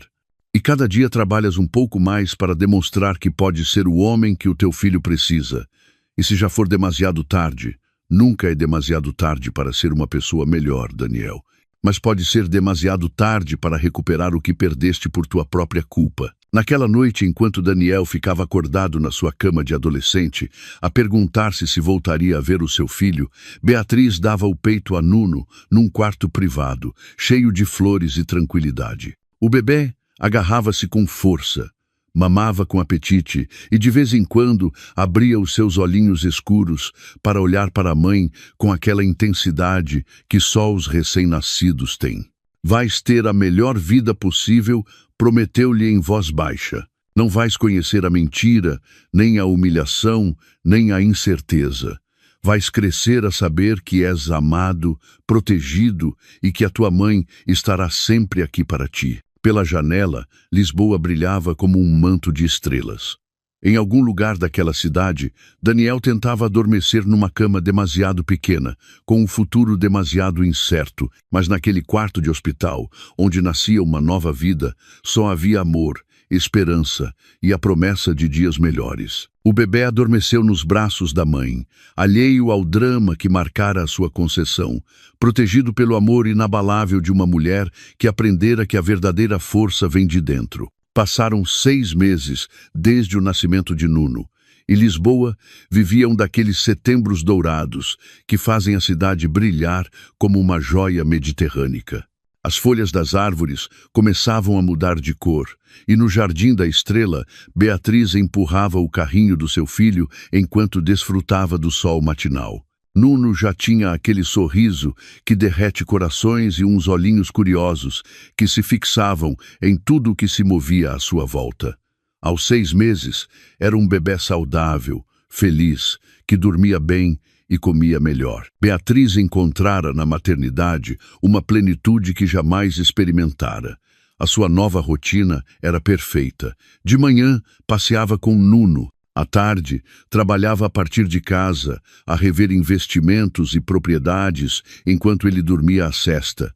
E à noite, jantavam juntos no apartamento do Restelo, enquanto ela lhe lia histórias antes de o deitar.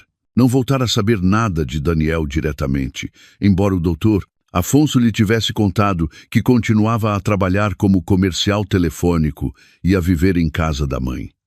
A informação não lhe produziu nem satisfação nem pena.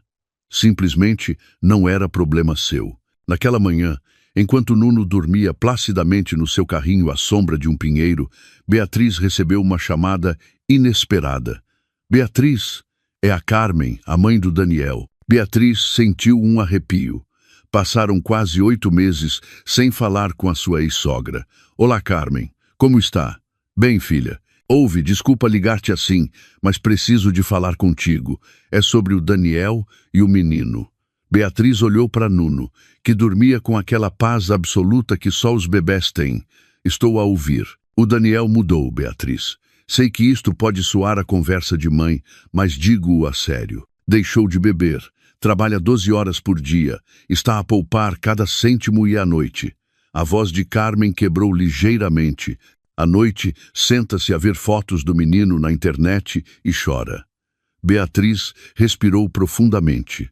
Carmen, percebo que seja seu filho e que sofra por ele, mas o Daniel tomou as suas decisões e eu tenho de proteger o Nuno. Eu sei, filha, eu sei. Mas também sei que esse menino precisa de conhecer o pai. E o Daniel? O Daniel está destroçado. Emagreceu 10 quilos. Não sai com ninguém, não faz nada exceto trabalhar e pensar no seu filho. E onde estava esse arrependimento quando me humilhou publicamente? Quando celebrava a sua liberdade com a Sofia enquanto eu estava grávida? Carmen suspirou. Não te peço que o perdoes. Peço-te que lhe deis uma oportunidade de conhecer o seu filho. 1 hora, num lugar público, com as condições que tu puseres. Beatriz guardou silêncio durante longos segundos, a olhar para Nuno. Vou pensar.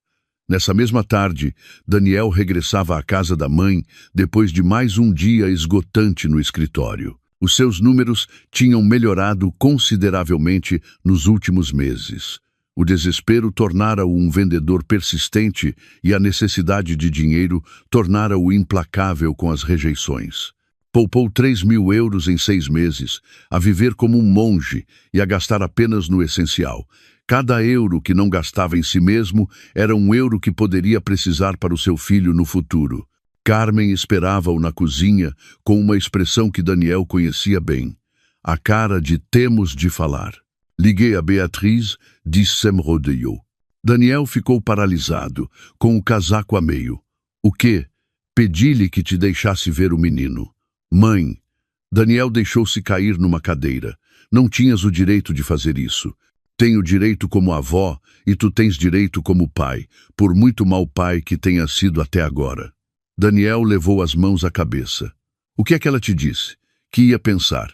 Durante os 3 dias seguintes, Daniel viveu numa montanha-russa emocional. Cada vez que o seu telefone tocava, o seu coração acelerava, à espera que fosse Beatriz, mas não chegava nenhuma chamada. Na sexta-feira à tarde, quando já perdera a esperança, o seu telemóvel vibrou com uma mensagem de WhatsApp de um número que conhecia de memória. Daniel, podes ver o Nuno no domingo, às 11 horas, no Jardim da Estrela, junto ao coreto. 1 hora. Estarei presente a todo momento. Se chegares tarde ou trouxeres mais alguém, vamos embora. Beatriz. Daniel leu a mensagem 5 vezes para se certificar de que não era um sonho. O seu filho ia conhecer o seu filho. O domingo chegou com uma daquelas manhãs lisboetas perfeitas. Céu azul, brisa suave, temperatura ideal. Daniel levantara-se às 6 da manhã, tomara 2 duches, vestira o seu único fato limpo e comprara um ursinho de peluche numa loja de brinquedos de Alvalade. Chegou ao parque às 10h45, 15 minutos antes da hora marcada. Sentou-se num banco em frente ao coreto e esperou, com o coração a bater tão forte que pensava que lhe ia sair do peito. Às 11 em ponto, viu-a chegar. Beatriz caminhava com aquela elegância natural que ele esquecera, a empurrar um carrinho de bebê prateado de última geração. Vestia um vestido azul marinho, o cabelo solto a brilhar sob o sol, e uns sapatos confortáveis, mas elegantes. Parecia radiante, saudável, feliz, mas o que realmente lhe tirou o fôlego foi o bebê. Quando se aproximaram o suficiente, Daniel pôde ver o seu filho pela primeira vez. Nuno estava acordado, a olhar para tudo com aqueles olhos escuros e inteligentes que claramente herdara da mãe. Tinha o cabelo preto e encaracolado, as bochechas rosadas e vestia um baby grow azul claro que o fazia parecer um príncipe diminuto. Era perfeito, absolutamente perfeito. Olá, Daniel, disse Beatriz com voz neutra, parando a 2 metros de distância. Olá, Beatriz, conseguiu dizer ele, com a voz embargada pela emoção. Olharam-se em silêncio durante alguns segundos. Ela continuava a ser bonita, mas havia algo diferente na sua expressão, uma segurança, uma paz interior que ele nunca lhe vira durante o casamento. Este é o Nuno, disse ela, agachando-se para desapertar as correias do carrinho.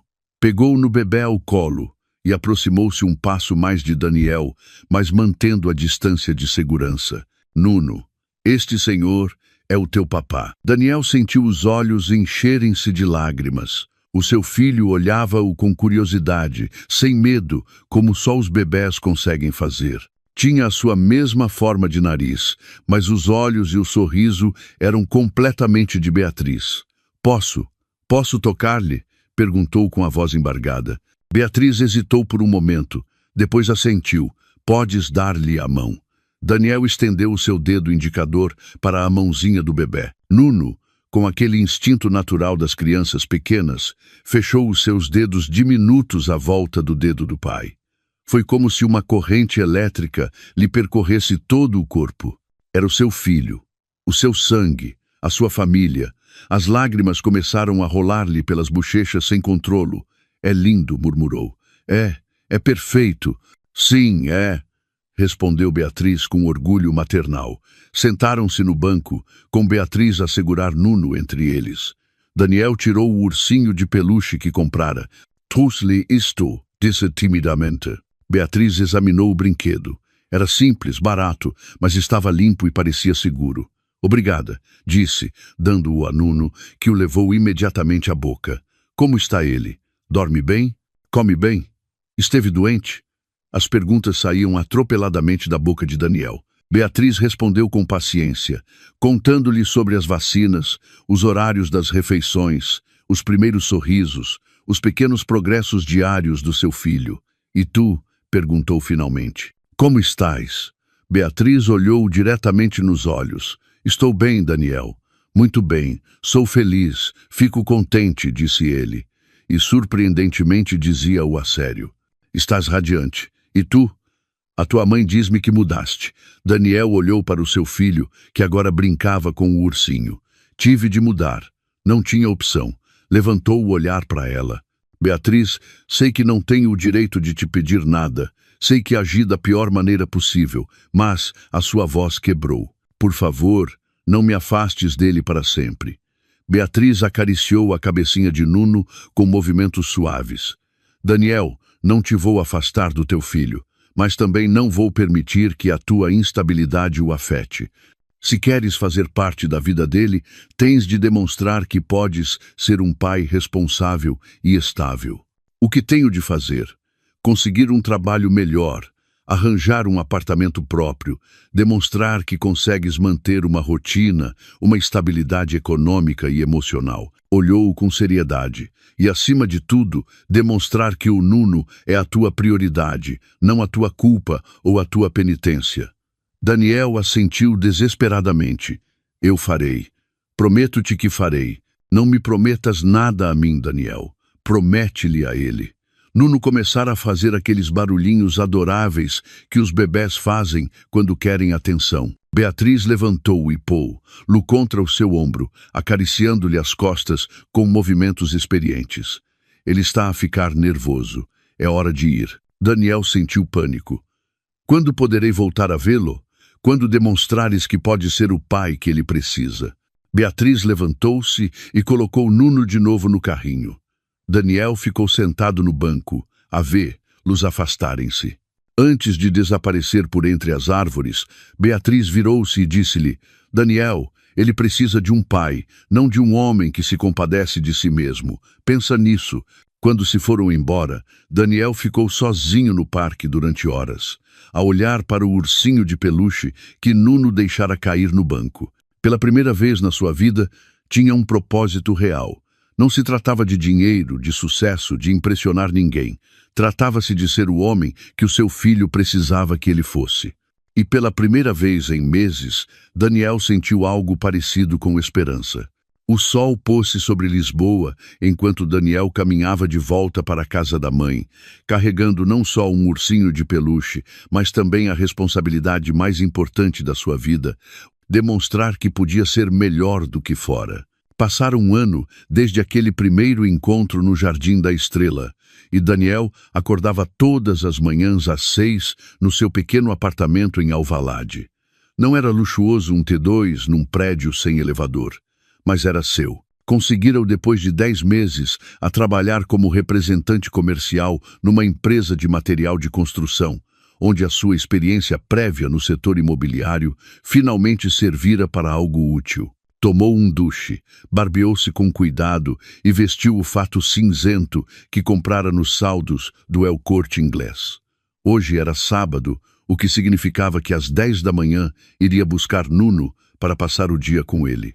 Após 6 meses de encontros supervisionados em parques e cafés, Beatriz finalmente acedera a que o seu filho passasse os sábados completos com o pai. Daniel verificou o apartamento pela terceira vez. O quarto que preparara para Nuno tinha um berço novo, brinquedos apropriados para sua idade e todas as medidas de segurança que aprendera no curso de paternidade a que se inscrevera voluntariamente. Queria que tudo estivesse perfeito. Às 10 em ponto, tocou ao intercomunicador do prédio de Beatriz no Restelo. "Sobe", disse ela através do aparelho. Quando Beatriz abriu a porta, Daniel deparou-se com Nuno nos seus braços, um menino de 1 ano e meio que já caminhava com aqueles passos cambaleantes e adoráveis dos pequenos que acabam de descobrir as pernas. "Papá!", gritou Nuno, com um sorriso que lhe iluminava toda a cara, estendendo os bracinhos para Daniel. Essa simples palavra continuava a ser música para os seus ouvidos. Daniel pegou-lhe ao colo e apertou-o contra o peito, respirando aquele cheiro a bebé limpo e feliz. "Olá, campeão. Pronto para o nosso dia especial?" "Sim, parque, patos", respondeu Nuno com aquele vocabulário limitado, mas entusiasta das crianças pequenas. Beatriz apareceu com a mala de Nuno, cheia de fraldas, uma muda de roupa, o seu peluche favorito e as bolachas de que mais gostava. "Lembraste de tudo o que falamos?", perguntou ela, entregando-lhe a mala. "Cesta a 1, comida sem sal, nada de açúcar.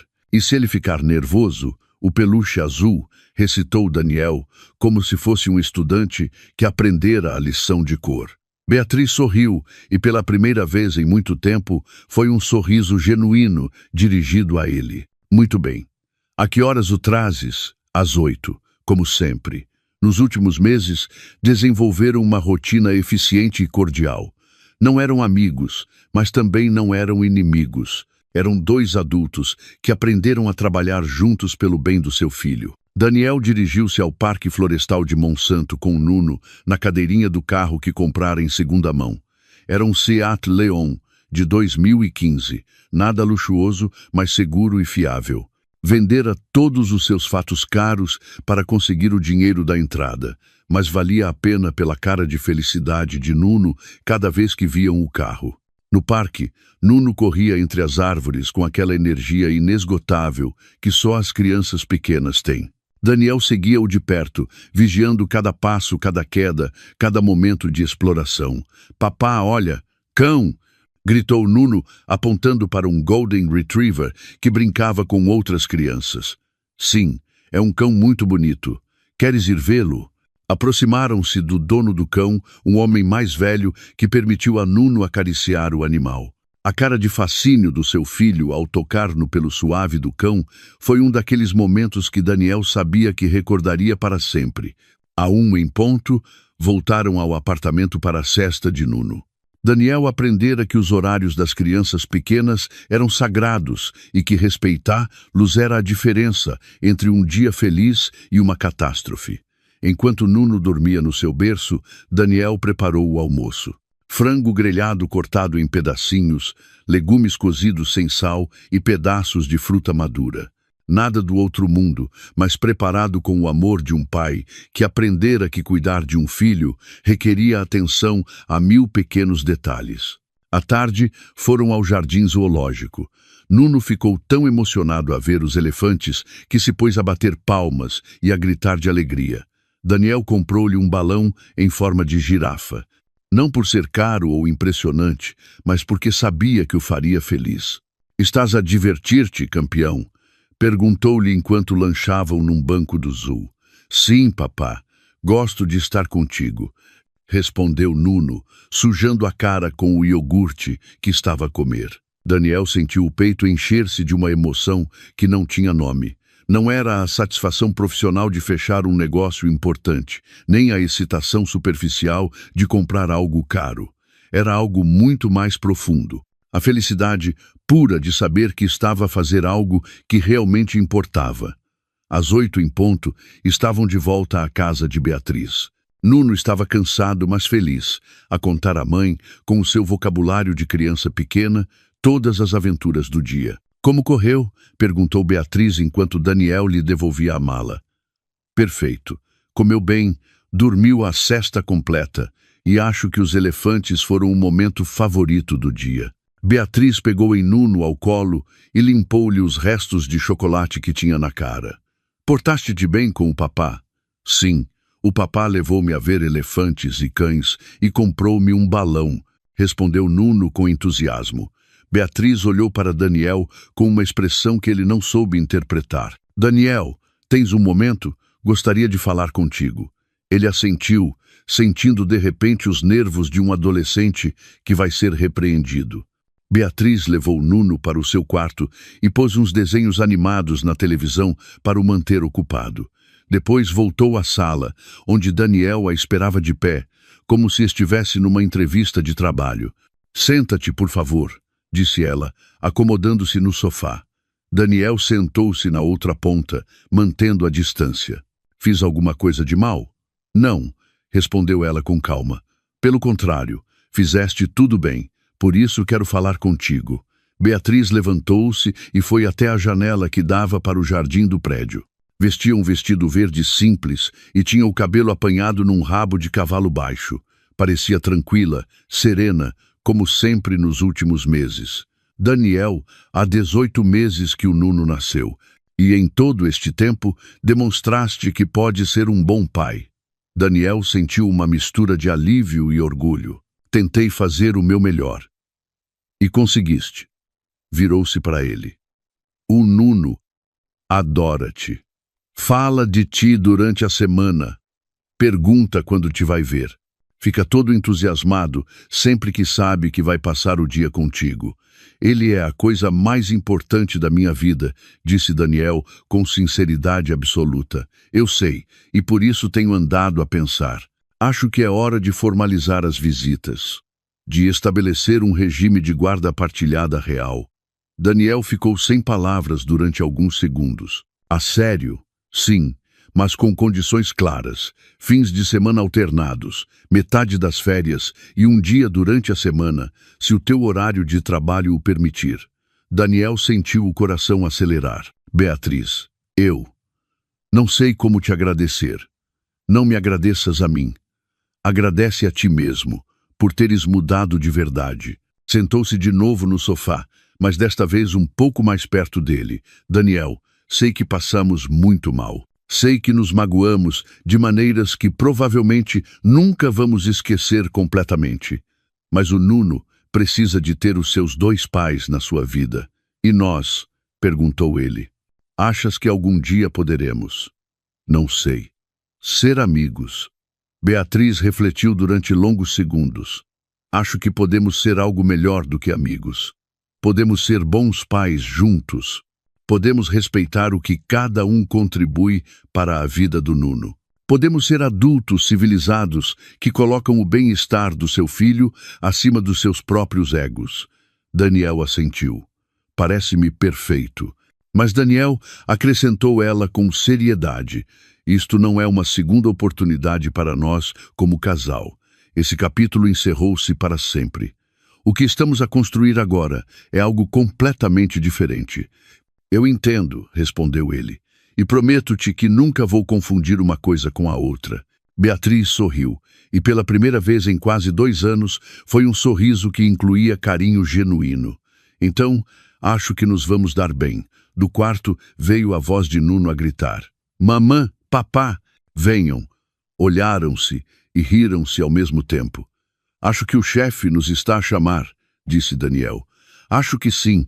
Levantaram-se e foram juntos para o quarto de Nuno, onde o seu filho os esperava de braços abertos, a querer um abraço dos 2 ao mesmo tempo. Enquanto abraçavam Nuno, Daniel e Beatriz olharam-se por cima da cabecinha do menino.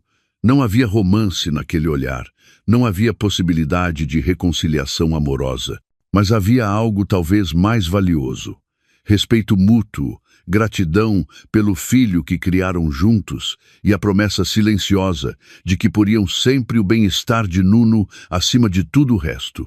3 meses depois, Daniel ia buscar Nuno para passar o seu primeiro fim de semana completo no apartamento de Alvalade. O menino trazia a sua mochila cheia de brinquedos, o seu peluche favorito e um sorriso que podia iluminar toda a Lisboa. Papá, vamos para a tua casa, gritou, entusiasmado, enquanto Daniel o apertava na cadeirinha do carro. Sim, campeão, E amanhã vamos fazer panquecas ao pequeno almoço. E podemos ver a porquinha Peppa? E podemos ver a porquinha Peppa, confirmou Daniel, rindo-se da obsessão do seu filho com a porquinha cor-de-rosa. Enquanto conduzia de volta para o seu apartamento com Nuno, a cantar canções infantis no banco de trás, Daniel refletiu sobre o caminho que percorrera. Perdera uma fortuna que nunca fora sua, uma esposa que traíra e uma vida construída sobre mentiras. Mas ganhara algo infinitamente mais valioso. A oportunidade de ser o pai que o seu filho precisava e a satisfação de ter construído essa relação com trabalho honesto, mudança real e amor genuíno. Não era rico, não vivia numa penthouse, não conduzia carros de luxo. Mas quando Nuno o chamava papá, com aquele sorriso que lhe iluminava toda a cara, Daniel sabia que tinha tudo o que realmente importava. E pela primeira vez na sua vida, isso era mais do que suficiente. O sol pôs-se sobre Lisboa, enquanto pai e filho chegavam ao seu pequeno apartamento em Alvalade, prontos para um fim de semana cheio de panquecas, desenhos animados e o tipo de felicidade que não se pode comprar com dinheiro, mas que se constrói dia a dia, com amor verdadeiro. 3 anos depois, Lisboa, setembro de 2028. A brisa mediterrânea agitava suavemente as cortinas do apartamento de Beatriz no Restelo enquanto ela terminava de preparar a mochila de Nuno. Aos 4 anos, o seu filho era um turbilhão de energia, com os olhos curiosos da mãe e um sorriso contagiante que derretia corações por onde passava. «Mamã, o papá vai levar-me ao Parque Novo?» perguntou Nuno, abraçando o seu peluche azul favorito. «De certeza que sim, querido. Já sabes que o papá gosta de explorar sítios novos contigo». Beatriz aproximou-se da janela e viu o Volkswagen Golf azul de Daniel a estacionar em frente ao prédio. Pontual, como sempre. Nos últimos 3 anos, Daniel não se atrasara nenhuma única vez para ir buscar o filho. Aos 40 anos, Daniel encontrara um equilíbrio que nunca tivera na sua vida anterior. Trabalhava como diretor comercial numa empresa de materiais de construção. Tinha um apartamento de 3 assoalhadas em Alvalade que decorara a pensar nas visitas de Nuno, e à noite frequentava um mestrado em administração de empresas para melhorar as suas perspectivas profissionais. Não era rico, mas era estável. Não vivia no luxo, mas nunca lhe faltava nada de importante. E, acima de tudo, era um pai presente, carinhoso e completamente dedicado ao seu filho. Ouve-se a campainha. «É o papá», gritou Nuno, correndo para a porta. Beatriz abriu e deparou-se com Daniel, que vestia calças de ganga, uma camisa azul clara e aquele sorriso genuíno que desenvolvera desde que aprendera a ser feliz com as coisas reais. «Olá, campeão», disse Daniel, agachando-se para receber o abraço entusiasta do seu filho. «Pronto para o nosso fim de semana de aventuras?» «Sim, a mamã diz que me vais levar ao Parque Novo». «Exato. E também vamos fazer aquele bolo de chocolate de que tanto gostas». Beatriz entregou a mochila a Daniel e os seus dedos roçaram-se brevemente. Não havia eletricidade naquele contacto. Não havia tensão romântica, apenas a familiaridade confortável de 2 pessoas que aprenderam a trabalhar juntas pelo bem do seu filho. «Como vão as aulas do mestrado?» perguntou ela com interesse genuíno. «Bem, difíceis, mas estou a gostar». Daniel sorriu. Quem diria que aos 40 ia voltar a estudar? «Às vezes, as mudanças chegam quando menos esperamos», respondeu Beatriz. Ela também mudara. Aos 35 anos, tornara-se uma das empresárias mais respeitadas de Portugal. Diversificara os investimentos familiares, modernizara o negócio imobiliário e conseguira equilibrar perfeitamente a sua carreira profissional com a maternidade. Não voltara a ter uma relação séria e não sentia falta. A sua vida estava completa tal como era. «Nuno, dá um beijo à mãe», disse Daniel. «Vemo-nos no domingo à noite». Nuno abraçou a mãe com aquela intensidade que só as crianças pequenas têm. «Gosto de ti, mamã. E eu de ti, meu amor. Porta-te bem com o papá». «Eu porto-me sempre bem», respondeu Nuno, com aquela seriedade cômica das crianças de 4 anos. Beatriz e Daniel Olharam-se e riram-se. É igualzinho a ti quando diz isso, disse-lhe Daniel. A mim é a tua mesma cara quando tentavas convencer-me de que tinhas lavado a louça, replicou ela com humor. Era incrível. Podiam brincar sobre o seu passado sem rancor, sem dor. O tempo e o trabalho de ambos transformaram as feridas em cicatrizes que já não doíam. 2 horas depois, no Parque do Labirinto Verde, Nuno corria entre as sebes do labirinto enquanto Daniel o seguia de perto, vigiando para que não se perdesse. O seu filho herdara o sentido de aventura, e cada saída com ele era uma exploração cheia de descobertas. Papá, olha, encontrei o centro, gritou Nuno do coração do labirinto. Daniel chegou até ele e sentaram-se juntos no pequeno banco de pedra que havia no centro. Sabes uma coisa, campeão? Este sítio é especial. Por quê? Porque quando te perdes num labirinto, tens de ser paciente e continuar a tentar até encontrar o caminho certo. Nuno olhou-o com aqueles olhos escuros e inteligentes. Tu já te perdeste alguma vez, papá? Daniel refletiu sobre como explicar a uma criança de 4 anos conceitos tão complexos como o arrependimento, a redenção e as segundas oportunidades. Sim, perdi-me durante um tempo, mas o importante é que encontrei o caminho de volta para o que realmente importava. E o que é que realmente importa? Daniel pegou-lhe ao colo e abraçou-o com força. Tu, campeão, tu és o que realmente importa. Nessa mesma tarde, num café em Alvalade, enquanto Nuno dormia à sesta no sofá do apartamento, Daniel fora ver a sua mãe. Carmen, agora com 65 anos, deixara de limpar casas e vivia confortavelmente com a pensão e a ajuda econômica que Daniel lhe dava religiosamente todos os meses. Vê se que estás bem, filho, disse-lhe, servindo-lhe um galão. Estás tranquilo. Sinto-me bem, mãe. Pela primeira vez na minha vida, sinto-me em paz. E não sentes falta de nada da tua vida anterior. Daniel pensou nos carros caros, nos fatos de design, nos jantares em restaurantes caríssimos, na sensação de poder que uma conta bancária cheia de zeros dava. Sabes do que sinto falta? De nada. Absolutamente nada. Carmen sorriu com orgulho maternal. O teu filho salvou-te, não foi? Não, mãe, eu salvei-me a mim mesmo. O Nuno só me deu uma razão para o fazer. No domingo à noite, em casa de Beatriz, Daniel devolvia Nuno depois de um fim de semana perfeito. O menino estava cansado, mas feliz, com as bochechas rosadas do sol e um sorriso que não lhe saía da cara. Como correu tudo? Perguntou Beatriz enquanto ajudava Nuno a vestir o pijama. Perfeito como sempre. Fizemos o bolo, fomos ao labirinto e vimos 3 filmes da Disney. E o papai ensinou-me a fazer ovos mexidos, acrescentou Nuno com orgulho. A sério? Já cozinhas? Perguntou Beatriz com surpresa divertida. Só ovos, admitiu Nuno.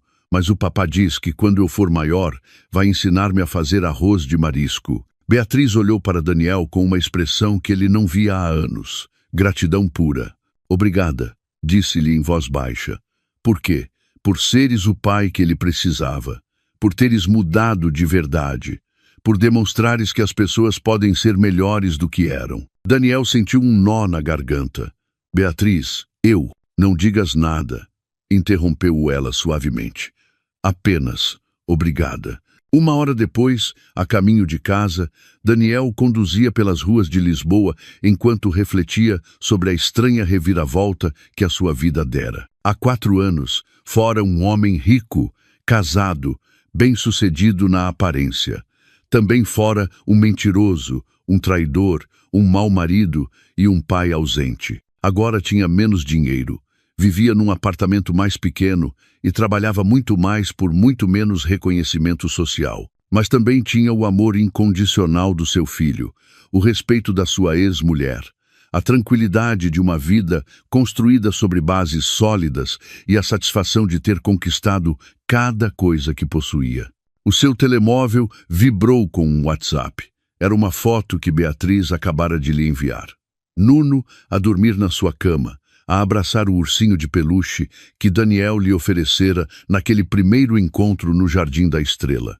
Por baixo da foto, Beatriz escrevera: "Bons sonhos, papá. Ele gosta muito de ti." Daniel estacionou o carro por um momento e olhou para a foto durante longos segundos. O seu filho, a dormir e feliz, rodeado de brinquedos, histórias e todo o amor que dois pais imperfeitos mas dedicados lhe podiam dar. Não havia mansões naquela foto, não havia carros de luxo, nem joias, nem nenhuma das coisas que outrora acreditara definirem o sucesso. Havia apenas um menino que se sentia amado e seguro. E para Daniel, isso valia mais do que todos os fundos fiduciários do mundo. Arrancou com o carro e seguiu o seu caminho para casa, sorrindo enquanto pensava no próximo fim de semana que passaria com Nuno. Foram precisas uma queda devastadora, meses de trabalho árduo e anos de mudança genuína para Daniel entender uma verdade muito simples. A verdadeira riqueza não se mede em euros, mas nos sorrisos das pessoas que te amam de verdade. E nessa perspectiva, Daniel Santos era finalmente o homem mais rico de Lisboa. Em algum lugar da cidade, Sofia trabalhava como gerente de um restaurante no Porto. Aprendera a valorizar o trabalho honesto e, de vez em quando, recordava aqueles meses loucos em que acreditara que o dinheiro alheio podia comprar a felicidade genuína. Mas essa é outra história, para outro dia.